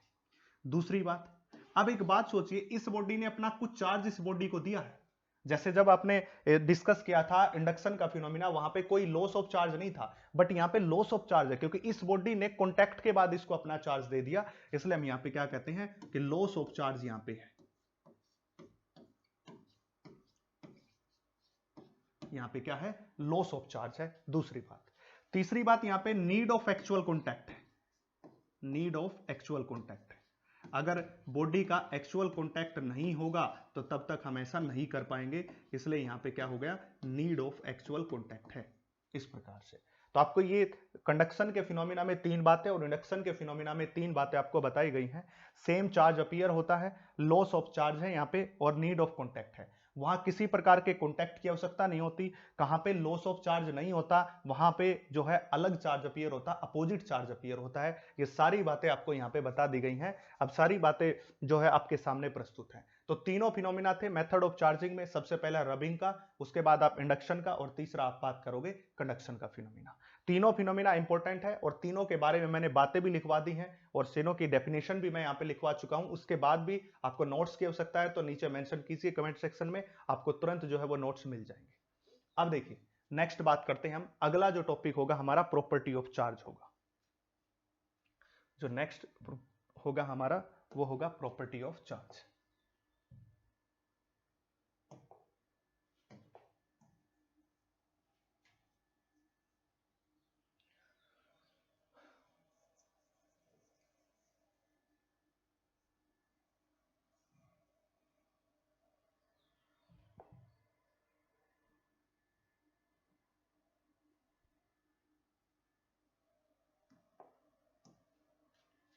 नेक्स्ट हम बात करेंगे प्रॉपर्टी ऑफ चार्ज। इसको हटाने के लिए फिर से जाना पड़ेगा भाई, एक सेकेंड।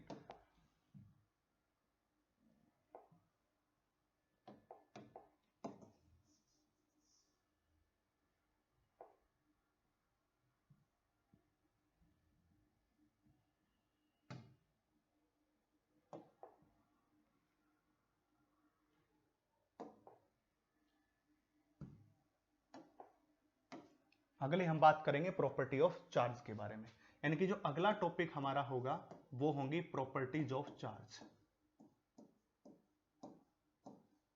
चार्ज की कौन कौन सी प्रॉपर्टी होती है, that is property of charge, इसके बारे में बात करना है। यह आज का जो टॉपिक है उसका सबसे लास्ट पार्ट होगा और इसमें जो है सारी वो इंपॉर्टेंट बातें और सारी वो बातें जो आपसे पूछी जाती हैं और एग्जाम्स में आती भी हैं, मैक्सिमम टाइम्स जो एग्जाम्स में आती हैं वो मेन पॉइंट आपके सामने उठाएंगे। ऐसा नहीं है कि कोई भी ऐसा ही पॉइंट उठा के आपके सामने प्रस्तुत कर देंगे। तो सबसे पहले की बात करेंगे जो चार्ज होता है, चार्ज की जो इंपॉर्टेंट प्रॉपर्टी की बात करते हैं तो सबसे पहले चार्ज की बात करेंगे। तो चार्ज जो है वो स्केलर क्वांटिटी है भाई, स्केलर क्वांटिटी, ठीक है। चार्ज कैसी क्वांटिटी है, स्केलर क्वांटिटी है। दूसरी इसकी पहले छोटी छोटी बातें कर लेते हैं, यूनिट। इसकी जो यूनिट की बात करेंगे तो इसकी जो यूनिट होती है वो होती है कूलम, ठीक है। इस यूनिट को कहते हैं एसआई यूनिट। ये इसकी कौन सी यूनिट है, एसआई यूनिट है। इसके अलावा अगर इसकी कोई दूसरी यूनिट की बात करते हैं तो एबकुलम, एबकुलम ये इसकी कौन सी यूनिट आ जाएगी भाई, सीजीएस यूनिट आ जाएगी। अगर हम एबकुलम की बात करते हैं तो ये कौन सी यूनिट आ जाएगी, सीजीएस यूनिट। दूसरी जो यूनिट होती है उसकी फैराडे भी होती है, जिसके अंदर 96,500 गुलाम होता है। अलग अलग ये यूनिट भी इसकी ली जाती है कि एक फैराडे इज इक्वल टू 96,500 गुलाम के बराबर होता है। मेनली जो आपको याद रखनी है वो याद रखनी है कुलाम एसआई और एब कुलाम जो हो जाएगी वो सीजीएस यूनिट के अंदर हो जाएगी। फैराडे भी इसके यूनिट के अंदर आती है जिसके अंदर 96,500 गुलाम के बराबर होता है एक फैराडे जो होता है, ठीक है। स्केलर क्वांटिटी का मतलब एड लाइक नंबर, मतलब एड लाइक नंबर, नंबर की तरह ऐड होते हैं, जैसे कि नंबर ऐड होते हैं वैसे ही ऐड होते हैं, इसलिए हम इसको क्या कहते हैं, स्केलर क्वांटिटी। तो ऐड लाइक नंबर्स, नंबर्स की तरह ऐड होते हैं इसलिए हम इसको क्या कहते हैं, स्केलर। नंबर्स मतलब जैसे 1 2 3 4 5 पढ़ते हो, मैं कहूं 10 + 10 कितना होता है, 20। उसी प्रकार कोई कहे कि 10 गुलाम प्लस 10 गुलाम कितना हो गया, तो 20 गुलाम हो गया, क्योंकि गुलाम जो है चार्ज की यूनिट है। मैं कहूं कि 10 गुलाम और -10 गुलाम कितना, तो 0। जैसे 10 और -10 कितना, वो भी 0। तो उसी तरह नंबर्स की तरह ऐड होती है, इसलिए हम इसको क्या कहते हैं, स्केलर क्वांटिटी। मतलब इसके पास अपनी खुद की कोई डायरेक्शन नहीं होती है। इसकी यूनिट हमने बात कर ली गुलाम, एब गुलाम की हम इसकी बात करते हैं। ये सब यूनिट है जो इसकी यूनिट के अंदर आते हैं। नेक्स्ट अगर यूनिट की बात करेंगे, बड़ा इंपॉर्टेंट पॉइंट है। वो इंपॉर्टेंट पॉइंट क्या है, charge is relatively invariant.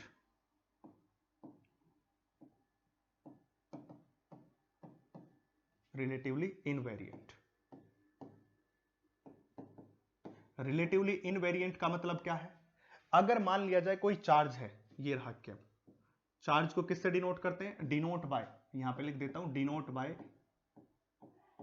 Denote bye, या तो आप इसको स्मॉल क्यू से लिख दो या कैपिटल क्यू से लिख दो, किसी से लिख दो, आपका मर्जी करे, उसी से आप इसको लिख सकते हो।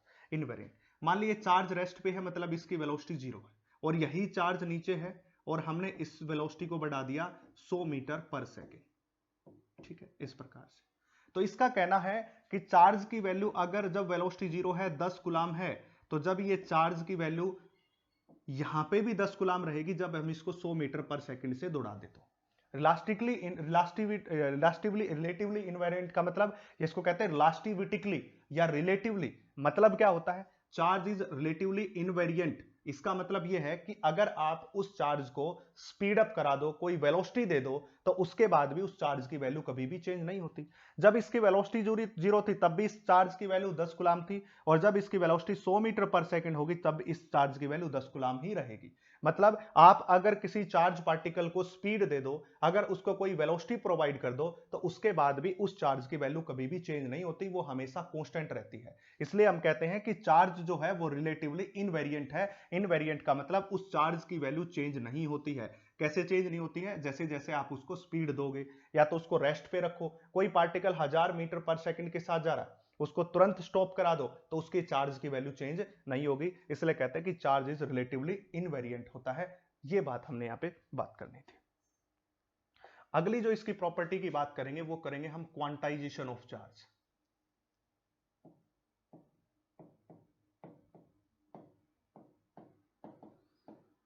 क्वांटाइजेशन ऑफ चार्ज बड़ी इंपॉर्टेंट प्रॉपर्टी है भाई इसकी, बहुत ही इंपॉर्टेंट प्रॉपर्टी है जो बार बार क्वेश्चन सीबीएसई बोर्ड में इस पे क्वेश्चन आते हैं, इंपॉर्टेंट है, स्टेट बोर्ड में भी इस पे क्वेश्चन आते हैं, इसलिए ये बड़ी इंपॉर्टेंट प्रॉपर्टी है, इसको ध्यान से पढ़ ले भाई। क्वांटाइजेशन ऑफ चार्ज को ध्यान से पढ़ ले, ये मैं आपको बार बार इन बातों पे फोकस कर रहा हूं, अब ये इंपॉर्टेंट टॉपिक है और इसको ध्यान से पढ़ ले। क्या हुआ, मिलिकन नाम का एक साइंटिस्ट था, इसकी कहानी सुनिए जरा। मिलिकन नाम का एक साइंटिस्ट था और उस साइंटिस्ट ने ऑयल ड्रॉप एक्सपेरिमेंट किया। उसने पूरे कंटेनर के अंदर बहुत सारे ऑयल्स की ड्रॉप ले ली और उस ऑयल ड्रॉप एक्सपेरिमेंट को उसने टर्मिनल वेलोसिटी की मदद से किया था, विस्कस फोर्स की मदद से किया था, जो 11th क्लास में आप पढ़ चुके हो यूनिट नंबर 7 में। तो मिलिकन ने क्या बताया कि अगर मैं प्रत्येक ड्रॉप को बड़े ध्यान से देखता हूं और उस प्रत्येक ड्रॉप का अगर मैं चार्ज फाइंड आउट करने की कोशिश करूं, यानी कि मिलिकन का ऑयल ड्रॉप एक्सपेरिमेंट भी इसका नाम होता है, तो उसने क्या किया कि जब प्रत्येक ड्रॉप्स के ऊपर जो ऑयल की एक एक बूंद थी, एक एक ड्रॉप्स थी, उसके ऊपर जब जो चार्ज देखा तो वो उसने पाया कि प्रत्येक जो चार्ज है वो integral multiple of electronic charge है। मतलब आपको पता होना चाहिए कि इलेक्ट्रॉनिक जो चार्ज है उसको ई से लिखते हैं, E is the electronic charge, that is E is the electronic charge. ठीक है, उसने कहा कि किसी भी बॉडी के पास, किसी भी अगर आप ड्रॉप के पास चार्ज की बात करोगे, मैंने अभी कहा था कि चार्ज को क्यू से डिनोट करते हैं, कैपिटल क्यू से करो या स्मॉल क्यू से करो, तो उसने बोल दिया कि किसी भी बॉडी के पास जो चार्ज होता है वो integral multiple of electronic charge, यानी कि ई तो आपका क्या हो गया इलेक्ट्रॉनिक चार्ज और एन हो गया इंटीजर। आपने सुना होगा ना होल नंबर, फ्रैक्शन नंबर, ये सारी बातें आपने सुन रखी है। फ्रैक्शन का मतलब क्या होता है, होल का मतलब क्या होता है, फ्रैक्शन का मतलब जो वैल्यू पॉइंटों में है जो टूट जाती है, होल नंबर जो कति बिल्कुल डायरेक्ट डिवाइड होता है पूरा पूरा, उसको होल नंबर कहते हैं, जैसे कि 1 2 3 ये हो गया। इंटीजर, इंटीजर क्या होते हैं, जैसे कि 1 2 3 4 5 6 7 8 9 10 11 ऐसे, इसको क्या कहते हैं इंटीजर। फ्रैक्शन का मतलब जैसे 1/2 3/4, ये सारी बातें क्या फ्रैक्शन की है। तो इसलिए उसने कहा कि किसी भी बॉडी के पास जब आप चार्ज की वैल्यू को देखोगे, जब भी आप चार्ज को देखोगे तो वो किसके बराबर होगा, integral multiple of electronic charge. N यहां पे कौन है, इंटीजर है, एन यहां पे कौन है, इंटीजर, जिसकी वैल्यू हो सकती है 1 2 3 4 सो ऑन, कितनी भी वैल्यू जिसकी हो सकती है। तो ये जो बात उसने निकाली थी ये बाय एक्सपेरिमेंट निकाली थी, और उसने जो एक्सपेरिमेंट किया था वो ऑयल ड्रॉप पे एक्सपेरिमेंट किया था। इसलिए उसने ऑयल ड्रॉप के एक्सपेरिमेंट के बाद बताया कि अगर आप किसी भी बॉडी के पास चार्ज देखते हो, जैसे उसने सबसे पहले किसके ऊपर देखा, ऑयल की ड्रॉप पे चार्ज देखा। जब उसने ऑयल की ड्रॉप पे चार्ज देखा तो उसने पाया कि प्रत्येक ड्रॉप के पास जो चार्ज है वो इलेक्ट्रॉनिक चार्ज के मल्टीपल में है, और इलेक्ट्रॉनिक चार्ज की वैल्यू होती है 1.6 इंटू 10⁻⁻19 कूलम। आपको पता होनी चाहिए इलेक्ट्रॉनिक चार्ज, और नेगेटिव में होता है इलेक्ट्रॉन के ऊपर, इलेक्ट्रॉन के ऊपर चार्ज नेगेटिव में होता है। और अगर आप यहीं पे बात करोगे प्रोटॉन की, प्रोटॉन की, तो प्रोटॉन के पास भी इतना ही चार्ज होता है 1.6 इंटू 10⁻⁻19 कूलम, बस इसके पास कैसा होता है, पॉजिटिव होता है। ये क्वेश्चन बार बार पूछा जा चुका है सीबीएसई बोर्ड के एग्जाम में और स्टेट बोर्ड के एग्जाम में भी। उन्होंने क्या किया, कहा कि इलेक्ट्रॉन के ऊपर चार्ज कितना, एक में माइनस वैल्यू दे दी, एक में प्लस दे दी, बाकी और कुछ वैल्यू दे दी। अब बच्चों को इतना तो पता है कि इलेक्ट्रॉन के ऊपर चार्ज 1.6 10⁻⁻19 ऐसा ही लिखवाया जाता है, जब भी कोई टीचर लिखवाता है ऐसा ही। पर आपको मैं बता दूं इलेक्ट्रॉन के ऊपर नेगेटिव और प्रोटॉन पे पॉजिटिव होती है। अगर इलेक्ट्रॉन की पूछे तो नेगेटिव और प्रोटॉन की पूछे तो पॉजिटिव, वैल्यू दोनों की सेम है, याद रखनी है। तो उसने बताया कि चार्ज अगर किसी बॉडी के ऊपर देखते हो तो वो integral multiple of electronic charge है। तो उसने क्या कहा कि according to quantization of charge, quantization of charge, quantization of charge, charge on any body, मैं साथ साथ डेफिनेशन भी लिखा रहा हूं, charge on any body is equal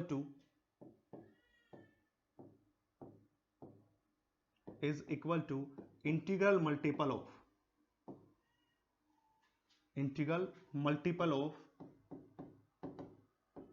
electronic charge, electronic charge इसके इंटीग्रल मल्टीपल में होता है।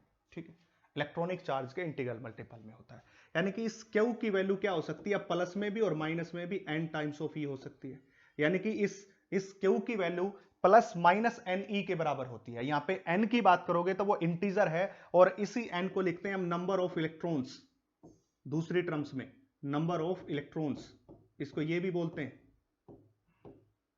नंबर्स भी बोलता है इसको। दोनों बातें होती हैं, इंटीजर भी है, ये नंबर भी है। जब न्यूमेरिकल की बात करोगे तो ये नंबर ऑफ इलेक्ट्रॉन्स की बात करेंगे, यहां पे इस n को नंबर मानेंगे। पर जब आप बात करते हो इंटीजर की तो इसको 1 2 3 ऐसा कह सकते हो। और चूंकि किसी भी बॉडी के पास पॉजिटिव और नेगेटिव हो सकता है, बेंजामिन फ्रैंकलिन ने यह बात बता दी थी कि किसी बॉडी के पास या तो पॉजिटिव चार्ज होगा या नेगेटिव चार्ज होगा।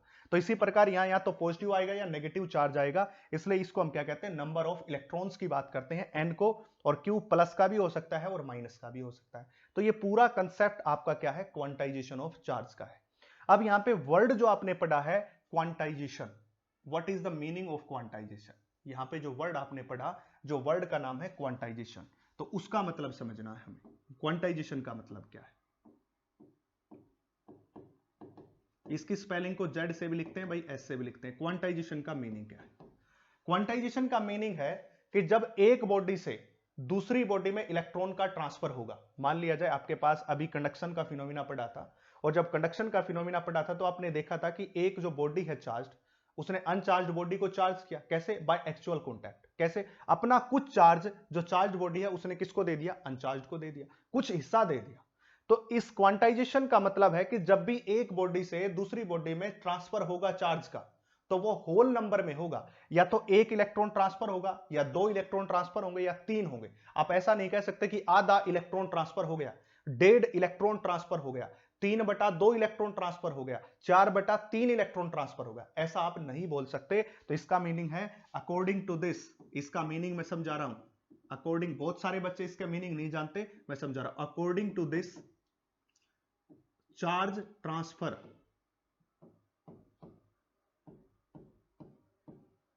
only in whole numbers में। जैसे कि या तो एक ट्रांसफर होगा, या दो ट्रांसफर होंगे, या तीन ट्रांसफर होंगे, या चार होंगे, या पांच होंगे, छह होंगे।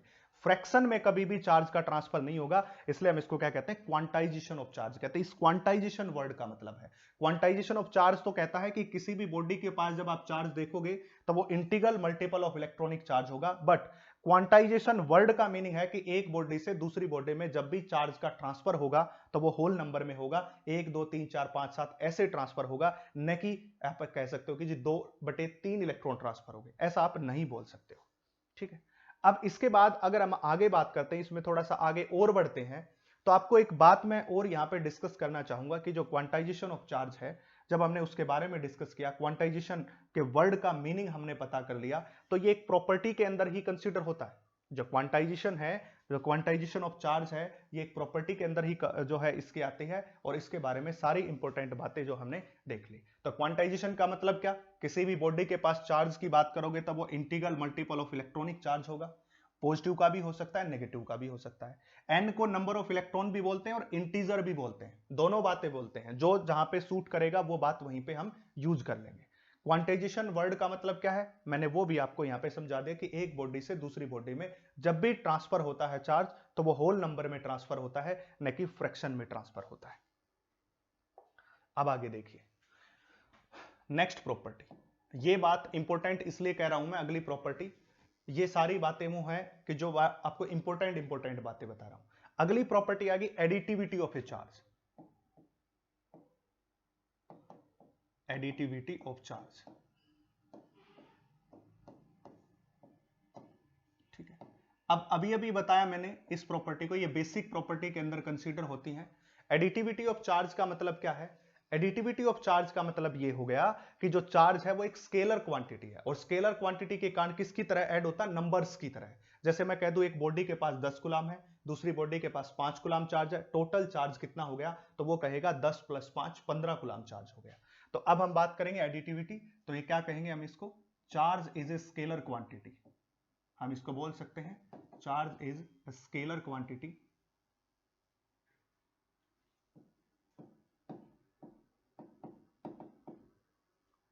Scalar quantity show add like number, add like number, किसकी तरह ऐड होते हैं भाई, नंबर्स की तरह ऐड होते हैं। एग्जांपल के तौर पे जैसे कि हमारे पास Q1 चार्ज है 10 कूलम, और Q2 हमारे पास चार्ज है 5 कूलम। सो टोटल चार्ज कितना हो जाएगा भाई, टोटल चार्ज आप बोल सकते हो दैट इज Q1 प्लस में Q2। अब Q1 की वैल्यू है 10 और Q2 की वैल्यू है 5, तो टोटल कितना हो जाएगा? 15 कूलाम हो जाएगा। इस तरह से क्यों? क्योंकि नंबर्स की तरह ऐड होता है और चार्ज की यूनिट क्या है? कूलाम है। आपको बता दिया गया कि एसआई यूनिट इसकी क्या होती है? कूलाम होती है। समझ आ गया? इससे पहले अभी अभी हमने क्वांटाइजेशन ऑफ चार्ज को डिस्कस किया। इसमें एक इंपॉर्टेंट पॉइंट जो एनसीईआरटी का कंसेप्ट है वो ऐड करता हूं। मैंने कहा था कि एनसीईआरटी को मैं साथ साथ लेके चलूंगा, अलग अलग लेके नहीं चलूंगा। सबसे पहले मैं यहां पे दो टर्म लिखता हूं, एक तो होता माइक्रोस्कोपिक, इन टर्म्स का आपको पता होना चाहिए, और दूसरी टर्म मैं लिखूंगा मैक्रोस्कोपिक, इस टर्म का भी आपको पता होना चाहिए।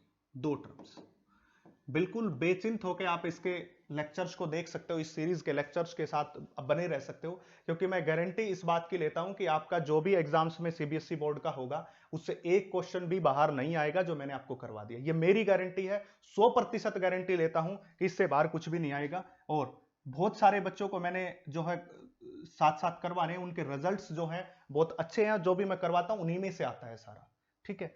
इसलिए तो माइक्रोस्कोपिक की अगर हम बात करते हैं, माइक्रोस्कोपिक और मैक्रोस्कोपिक का मतलब क्या होता है? माइक्रोस्कोपिक का मतलब होता है, माइक्रो का मतलब छोटा, जो बहुत ही छोटे लेवल पे होता है उसको कहते हैं, और मैक्रोस्कोपिक का मतलब होता है बड़ा।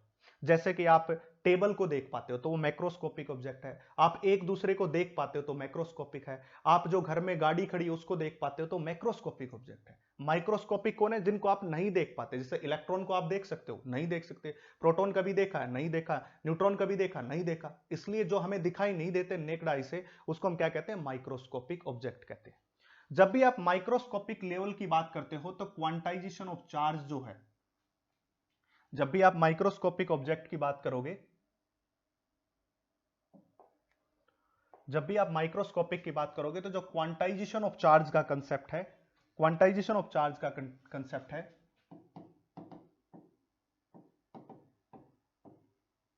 चार्ज का जो कंसेप्ट है वो वर्क करेगा।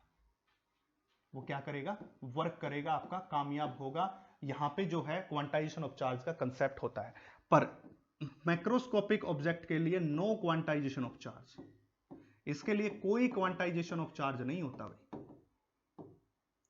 याद रखना ये बात। अब ये कंप्लीट एनसीईआरटी का कोर कंसेप्ट उठा के आपके पास लेके आया हूं, इस पे क्वेश्चन भी आपको एनसीईआरटी में मिलेगा। क्यों नहीं होता, दोनों बातों को मैं समझाता हूं। जब आप माइक्रोस्कोपिक की बात करते हो तो माइक्रोस्कोपिक्स में इलेक्ट्रॉन्स या तो एक होते हैं या दो होते हैं या 10 होते हैं या 50 होते हैं या 1000 होते हैं, जिनको आप गिन सकते हो। मैं कहूं ये 10 इलेक्ट्रॉन आप गिन लो, गिन सकते हो। 20 को गिन सकते हो, 30 को, 40 को, 50 को, 60 को, 70 को, ऐसे इलेक्ट्रॉन होते हैं। माइक्रोस्कोपिक लेवल मतलब छोटा लेवल, बहुत ही छोटा लेवल, बिल्कुल छोटा लेवल, 1 2 10 20 50 40 ऐसे। तो इसका मतलब क्वांटाइजेशन ऑफ चार्ज हो सकता है। कैसे? क्योंकि क्वांटाइजेशन ऑफ चार्ज क्या कहता है कि जो इलेक्ट्रॉन का ट्रांसफर है वो नंबर्स में होता है, जैसे 1 इलेक्ट्रॉन हो गया, 2 हो गया, 10 हो गया, 20 हो गया। इसलिए यहां पे जो इलेक्ट्रॉन की संख्या बहुत ही कम है, इसलिए क्वांटाइजेशन, यहां पे रीजन बता रहा हूं क्यों क्वांटाइजेशन ऑफ चार्ज है, क्योंकि in microscopic level we discuss about only a few electrons, जैसे 1 of 10 1000, so we can count them, इनको काउंट कर सकते हैं, इसलिए क्वांटाइजेशन ऑफ चार्ज का कंसेप्ट वैलिड है। बट जब हम बात करते हैं मैक्रोस्कोपिक ऑब्जेक्ट, मान लिया जब मैं बात करता हूं 1 कूलाम, और 1 कूलाम को भी छोड़िए, मैं इससे छोटा चार्ज ले लेता हूं, मैं इसे छोटा चार्ज ले लेता हूं, मैं यहां बात करता हूं 1 माइक्रो कूलाम। इसके अंदर अगर मैं इसके अंदर नंबर ऑफ इलेक्ट्रॉन की बात करूं तो अभी अभी आपको बताया that is Q is equal to N into E, formula है। हमने N की वैल्यू निकालनी है और Q की वैल्यू दे रखी है 1 माइक्रो कूलाम, तो माइक्रो को चेंज करेंगे -6 बटे में 1.6 इंटू 10⁻⁻19, किसकी वैल्यू? ई को नीचे ले आए तो इस तरफ कौन बचेगा? N।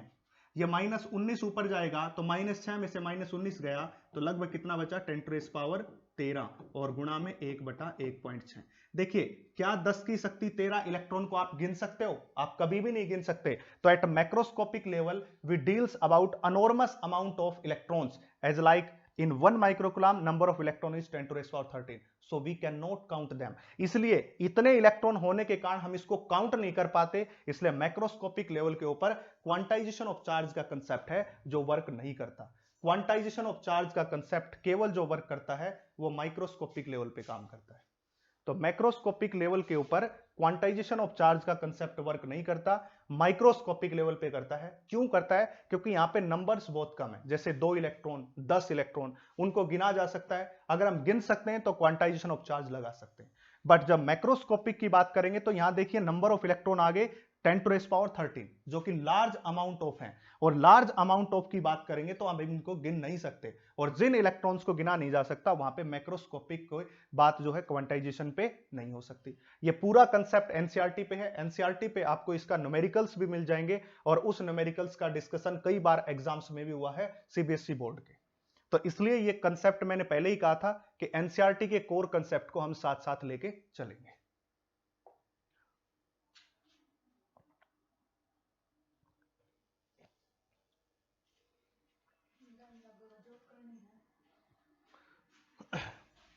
अगला था additivity of A charge.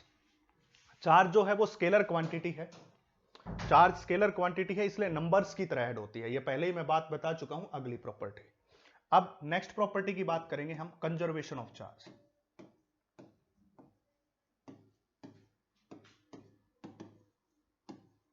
Conservation of charge, ठीक है भाई। अगली जो प्रॉपर्टी होगी हम उसकी बात करेंगे हम, कंजर्वेशन ऑफ चार्ज की। कंजर्वेशन ऑफ चार्ज क्या कहता है, ध्यान से देखिए।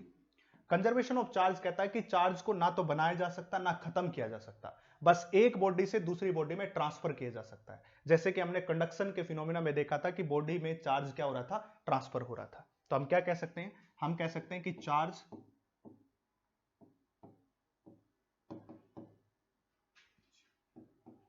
neither be create and nor be destroy,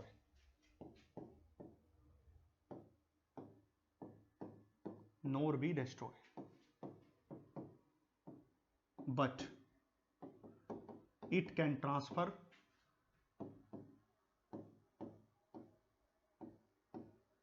from one body to another body, from one body to another body। एक बॉडी से दूसरी बॉडी में इसको ट्रांसफर किया जा सकता है। और इसका एग्जांपल मैं पहले भी दे चुका हूं आपको कि भाई चार्ज को ना तो बनाया जा सकता ना खत्म, बस बॉडी के अंदर से ट्रांसफर हो सकता है। जैसे कि आपको बताया था कि जब हमने कंडक्शन का फिनोमिना किया था तो वहां पे एक बॉडी से दूसरी बॉडी की तरफ जो है चार्ज ट्रांसफर हो रहा है। और चार्ज ट्रांसफर हमेशा कहां से कहां होता है, that is low work function से। याद रखना भाई ये पॉइंट, लो वर्क फंक्शन से हाई वर्क फंक्शन तक, to high work function.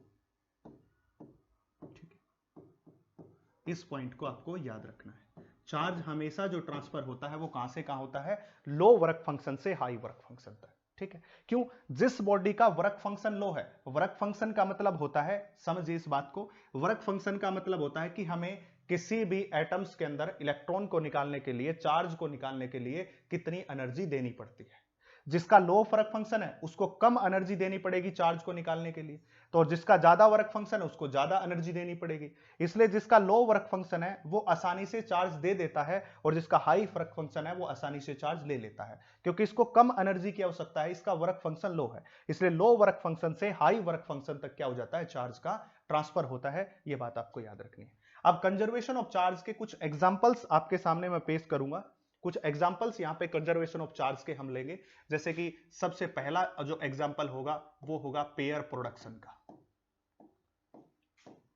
Pair production का सबसे पहला एग्जांपल देखिए। पेयर प्रोडक्शन का मतलब क्या होता है, पेयर, पेयर का मतलब जोड़ा। कोई चीज जो जोड़े में प्रस्तुत हो रही है उसको कहते हैं। जैसे कि जब आपके पास गामा रेडिएशंस होती हैं, गामा रेडिएशंस जो होती हैं एनर्जी की, ये एग्जांपल आपको याद रखने हैं। गामा रेडिएशंस जब ये ब्रेक होती हैं तो किस किसके अंदर जाती है, एक इलेक्ट्रॉन के कारण और एक इसका एंटी पार्टिकल पॉजिट्रॉन। इस प्रकार देखिए, जिसके ऊपर नेगेटिव चार्ज है इसको कहते हैं इलेक्ट्रॉन, और इसका एंटी पार्टिकल कौन होता है, पॉजिट्रॉन होता है। इसको हम क्या कहते हैं, इलेक्ट्रॉन कहते हैं, और इसका एंटी पार्टिकल हो गया पॉजिट्रॉन। बिल्कुल बेसिक के कंसेप्ट को उठा के आपके सामने मैं प्रस्तुत कर रहा हूं, बिल्कुल बेसिक से बेसिक लेवल पे जा रहा हूं, उसकी बातें कर रहे हैं। तो जब भी हमारा गामा रेडिएशंस है, और गामा रेडिएशंस फोटोन होती हैं, और फोटोन के ऊपर कोई चार्ज नहीं होती, वो न्यूट्रल होता है, ठीक है, न्यूट्रल हो गया। अब यहां पे इलेक्ट्रॉन के ऊपर नेगेटिव चार्ज आया, प्रोटॉन के ऊपर पॉजिटिव चार्ज आया, तो दोनों ने मिला के फिर से नेट चार्ज को क्या कर दिया, जीरो।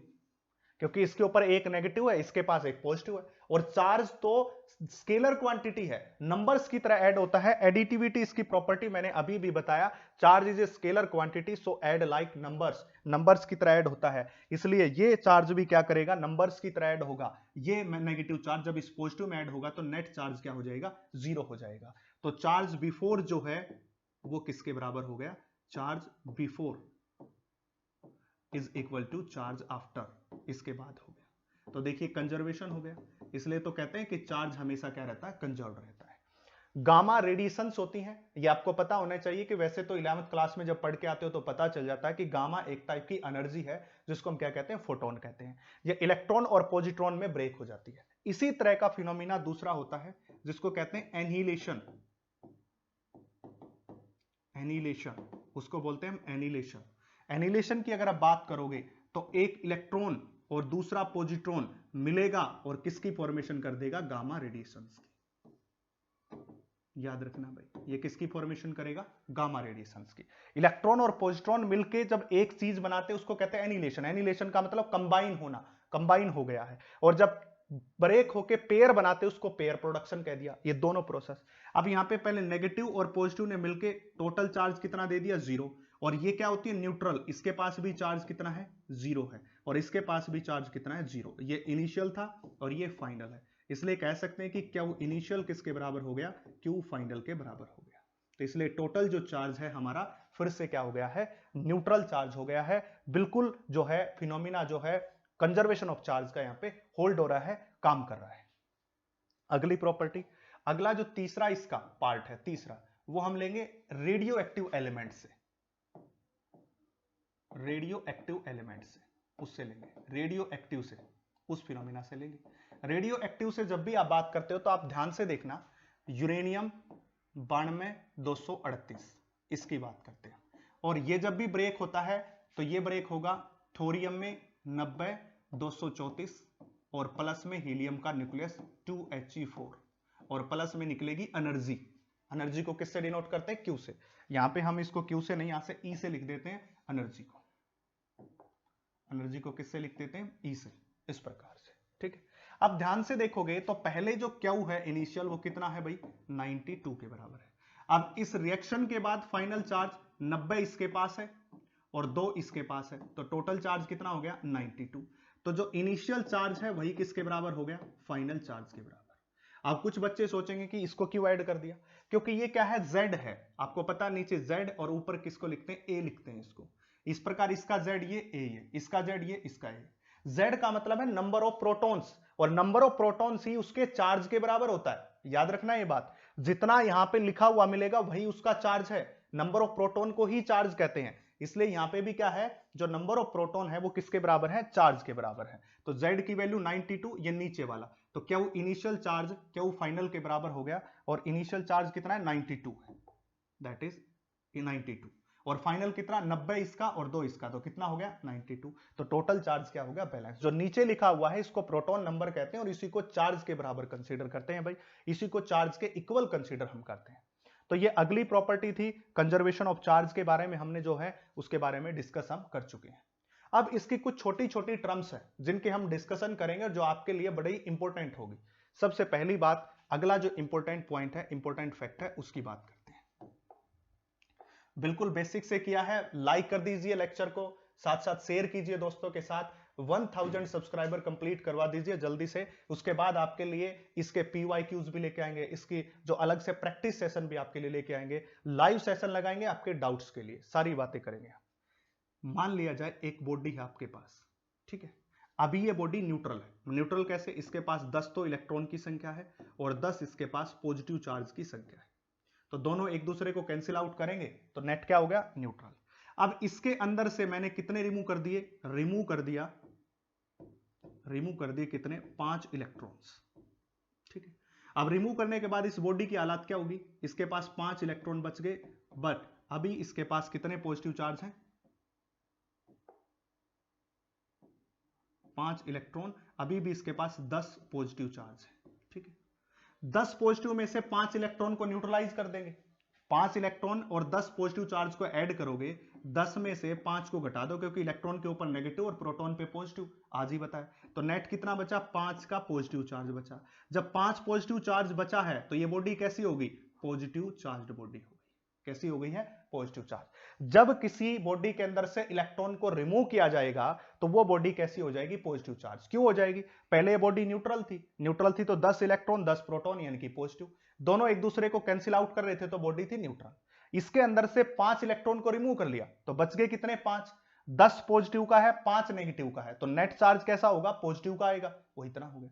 इसी प्रकार अगर दूसरा फिनोमिना मैं यहां पे समझाऊं आपको, इसी प्रकार आपके पास एक बॉडी है, इसके पास 10 इलेक्ट्रॉन है और इसके पास 10 पॉजिटिव चार्ज है। हमने इसके अंदर ऐड कर दिए, क्या ऐड कर दिया, ऐड 5 इलेक्ट्रॉन्स, 5 इलेक्ट्रॉन्स को ऐड कर दिया। जैसे इसमें ऐड कर दिया तो इसके पास क्या देखा, 15 इलेक्ट्रॉन हो गए और 10 इसके पास पॉजिटिव चार्ज है। जब इसको करोगे तो माइनस का क्या आएगा, 5, मतलब अब कौन हो गए, एक्सेस में इलेक्ट्रॉन होंगे।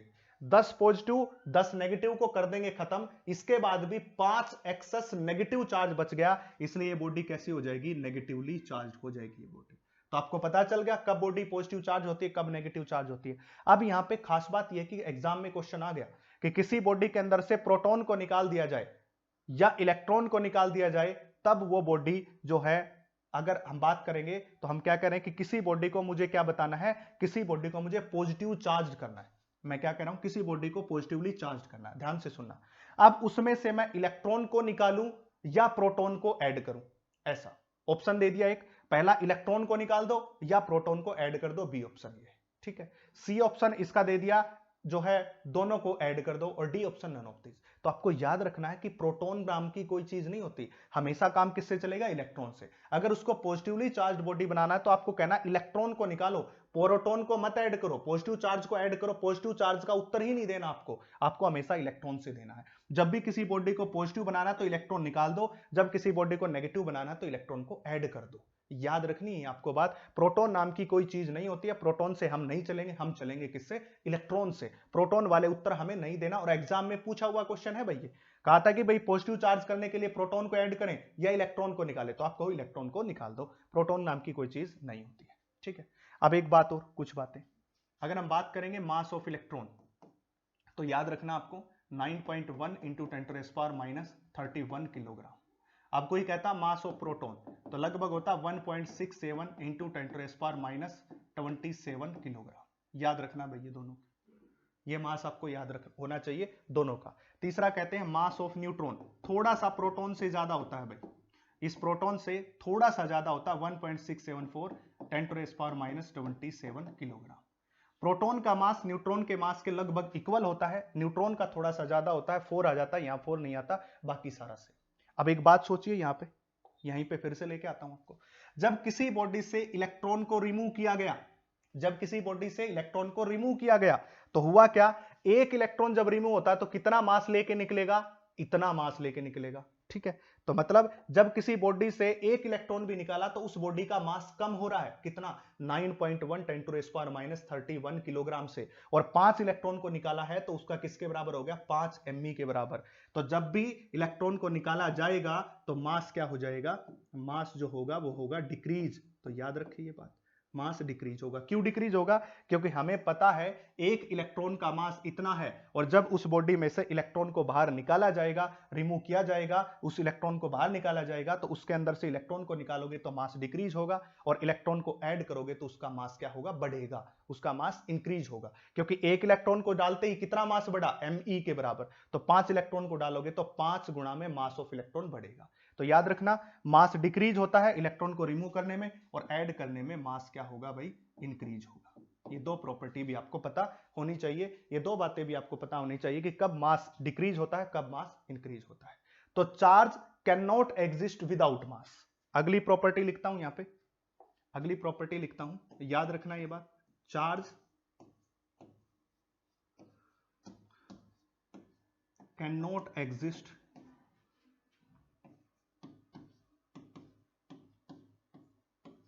without mass, but mass can exist, but mass can exist without charge, without charge. क्यों ऐसा क्यों हुआ?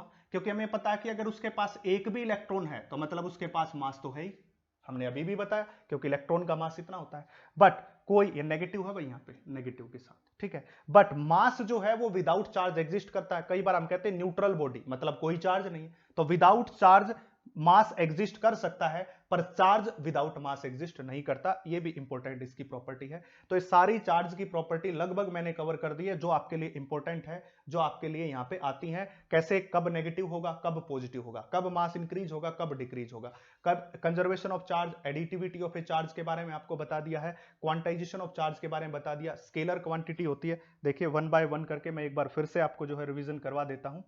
यहां से सबसे पहले हमने स्केलर क्वांटिटी की बात की, यूनिट इसकी कूलम है, चार्ज जो है रिलेटिविटिकली या रिलेटिवली इनवेरिएंट है। अगली प्रॉपर्टी क्वांटाइजेशन ऑफ चार्ज आपको बता दिया। अगली प्रॉपर्टी, ये एनसीईआरटी का कंसेप्ट यहां पे ऐड कर दिया है मैंने, जो आपके लिए था इसमें, इस पूरे लेक्चर में इतना ही था। एडिटिविटी ऑफ चार्ज की बात कर ली हमने, स्केलर ऐड लाइक नंबर्स होता है, कंजर्वेशन ऑफ चार्ज की हमने बात कर ली। अगला पेयर प्रोडक्शन, एनिलेशन, और तीसरा आपका रेडिएक्टिव एलिमेंट। ये तीनों एग्जांपल हैं उसके। इसके बाद अगली प्रॉपर्टी में कब पॉजिटिव कब नेगेटिव होगा, अगली प्रॉपर्टी में कब मास डिक्रीज कब इंक्रीज होगा, और अगली प्रॉपर्टी में हमने कह दिया कि जो चार्ज है विदाउट मास नहीं होगा, पर मास विदाउट चार्ज जरूर होगा। Mass of electron, mass of proton आपको पता होना चाहिए। ठीक है, अब इसके कुछ न्यूमेरिकल्स जो हैं आपके लिए इस चैप्टर के। देखिए सबसे पहला क्वेश्चन, ये क्वेश्चन एनसीईआरटी सोल्ड का एग्जांपल, मैंने पहले ही कहा है कि मैं एनसीईआरटी को साथ साथ लेके चलूंगा, उसके कोर कंसेप्ट को साथ साथ लेके चलूंगा। How much positive and negative charge in their cup of water, एक कप ऑफ वाटर के अंदर कितना पॉजिटिव और नेगेटिव चार्ज होगा। इससे पहले आपको सबसे पहले पता होना चाहिए कि कप ऑफ वाटर के अंदर कितना पानी मानते हैं हम, 250 ml, मतलब 250 सीसी। ये आपको पता होना चाहिए। आपको मानना है कि एक कप है वो कितने का मानते हैं हम। जब भी आप किसी कप की बात करते हो तो हम ये मानते हैं कि 250 ml का है, ये 250 सीसी का है। जैसे डॉक्टर कहते हैं आपको पानी पीना पूरे दिन 10 गिलास 20 गिलास, तो आप समझिए डॉक्टर एक गिलास का मतलब 250 ml की बात कर रहा है, 250 सीसी की बात कर रहा है। और 250 सीसी का मतलब हो गया 250 ग्राम, इस प्रकार। और इसने क्या पूछा, पॉजिटिव और नेगेटिव चार्ज, यानी कि कितना उस कप ऑफ वाटर में पॉजिटिव या नेगेटिव चार्ज होगा, मतलब क्वांटाइजेशन ऑफ चार्ज, चार्ज की वैल्यू बतानी है। जब भी आपसे कोई चार्ज पूछे तो उसके लिए फार्मूला क्या होगा, Q is equal to N into E। Quantization of charge तो बताता है, क्या कहता है, किसी बॉडी के पास कितना चार्ज है, ये कौन बताता है, क्वांटाइजेशन ऑफ चार्ज। हमें इस E की वैल्यू पता है 1.6 इंटू 10⁻⁻19। आपको कहा था कि ये वैल्यू याद होनी चाहिए। कहीं से मुझे इस N की वैल्यू पता चल जाए तो मैं N रख दूं और Q निकाल लूं। तो हमें किसकी वैल्यू पता करनी, N की। हमें यह पता करना है कि 250 ग्राम वाटर के अंदर कितने इलेक्ट्रॉन की संख्या होती है, इलेक्ट्रॉन की कितनी संख्या है 250 ग्राम में। अब देखिए H2O ऑक्सीजन, एक ऑक्सीजन का मास है 16 और एक हाइड्रोजन का 1, तो 2 का कितना 2, तो टोटल मिला के कितना हो गया 18 ग्राम। टोटल मास कितना हो गया 18 ग्राम। सभी को पता है ये बात, मैं मेथड को अपनाता हूं बड़ा इजी तरीके से, याद रखिए।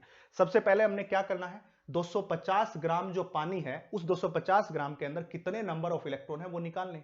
ठीक है, अब हमें पता है कि H2O का जो टोटल मास है वो कितना है 18 ग्राम। तो जो 18 ग्राम वाटर है उसके पास कितने इलेक्ट्रॉन है, एवोगैड्रोज नंबर के बराबर। सबको पता है Na के बराबर, Na मतलब 6.023 इंटू 10⁻23 इसके बराबर होता है। अगर ये 1 ग्राम होता तो इसके पास कितने होते, बटे में 18। अगर ये 250 ग्राम है तो 250 ग्राम के पास कितना होगा, गुणा में 250 ग्राम। ठीक है, तो ये आ गया। ठीक है, मैंने क्या कहा, 18 ग्राम के पास जो नंबर ऑफ पार्टिकल्स है वो कितने हैं, एवोगैड्रोज नंबर के बराबर। सभी को पता है, ये केमिस्ट्री में सीख के भी आते हैं, मैं यहां भी सिखा रहा हूं कि 18 ग्राम जो आपके पास वाटर का मास है उसके पास जो पार्टिकल है एवोगैड्रोज नंबर 6.023 10⁻23। 1 ग्राम होता तो बटे 18, 250 ग्राम है तो गुणा में 250 ग्राम। ठीक है, अब एक बात सोचिए, H2O की बात करो, H2O की बात करोगे तो ऑक्सीजन के पास कितने इलेक्ट्रॉन होते हैं 8, हाइड्रोजन के पास 1, तो 2 के पास कितने 2, तो टोटल कितने हो गए 10 इलेक्ट्रॉन हो गए हैं भाई, 10 इलेक्ट्रॉन हो गए। तो ये तो कितने का, 1 इलेक्ट्रॉन के पास है, तो 10 इलेक्ट्रॉन के पास कितना हो जाएगा, N इज इक्वल टू में 10 गुणा में 6.023 इंटू 10⁻23 गुणा में 250 और बटे में क्या हो जाएगा 18, बटे में क्या हो जाएगा 18, इस प्रकार से। यानी कि सबसे पहले तो हमें क्या करना है, 250 ग्राम में निकालिए नंबर ऑफ पार्टिकल्स। फिर हमें क्या चेक करना है कि वाटर मॉलिक्यूल के अंदर टोटल इलेक्ट्रॉन कितने होते हैं। तो टोटल इलेक्ट्रॉन ऑक्सीजन के पास 8, क्योंकि इसका एटॉमिक नंबर 8 है, और हाइड्रोजन के पास एक के पास एक होता है, तो 2 के पास 2, तो टोटल कितने 10 इलेक्ट्रॉन।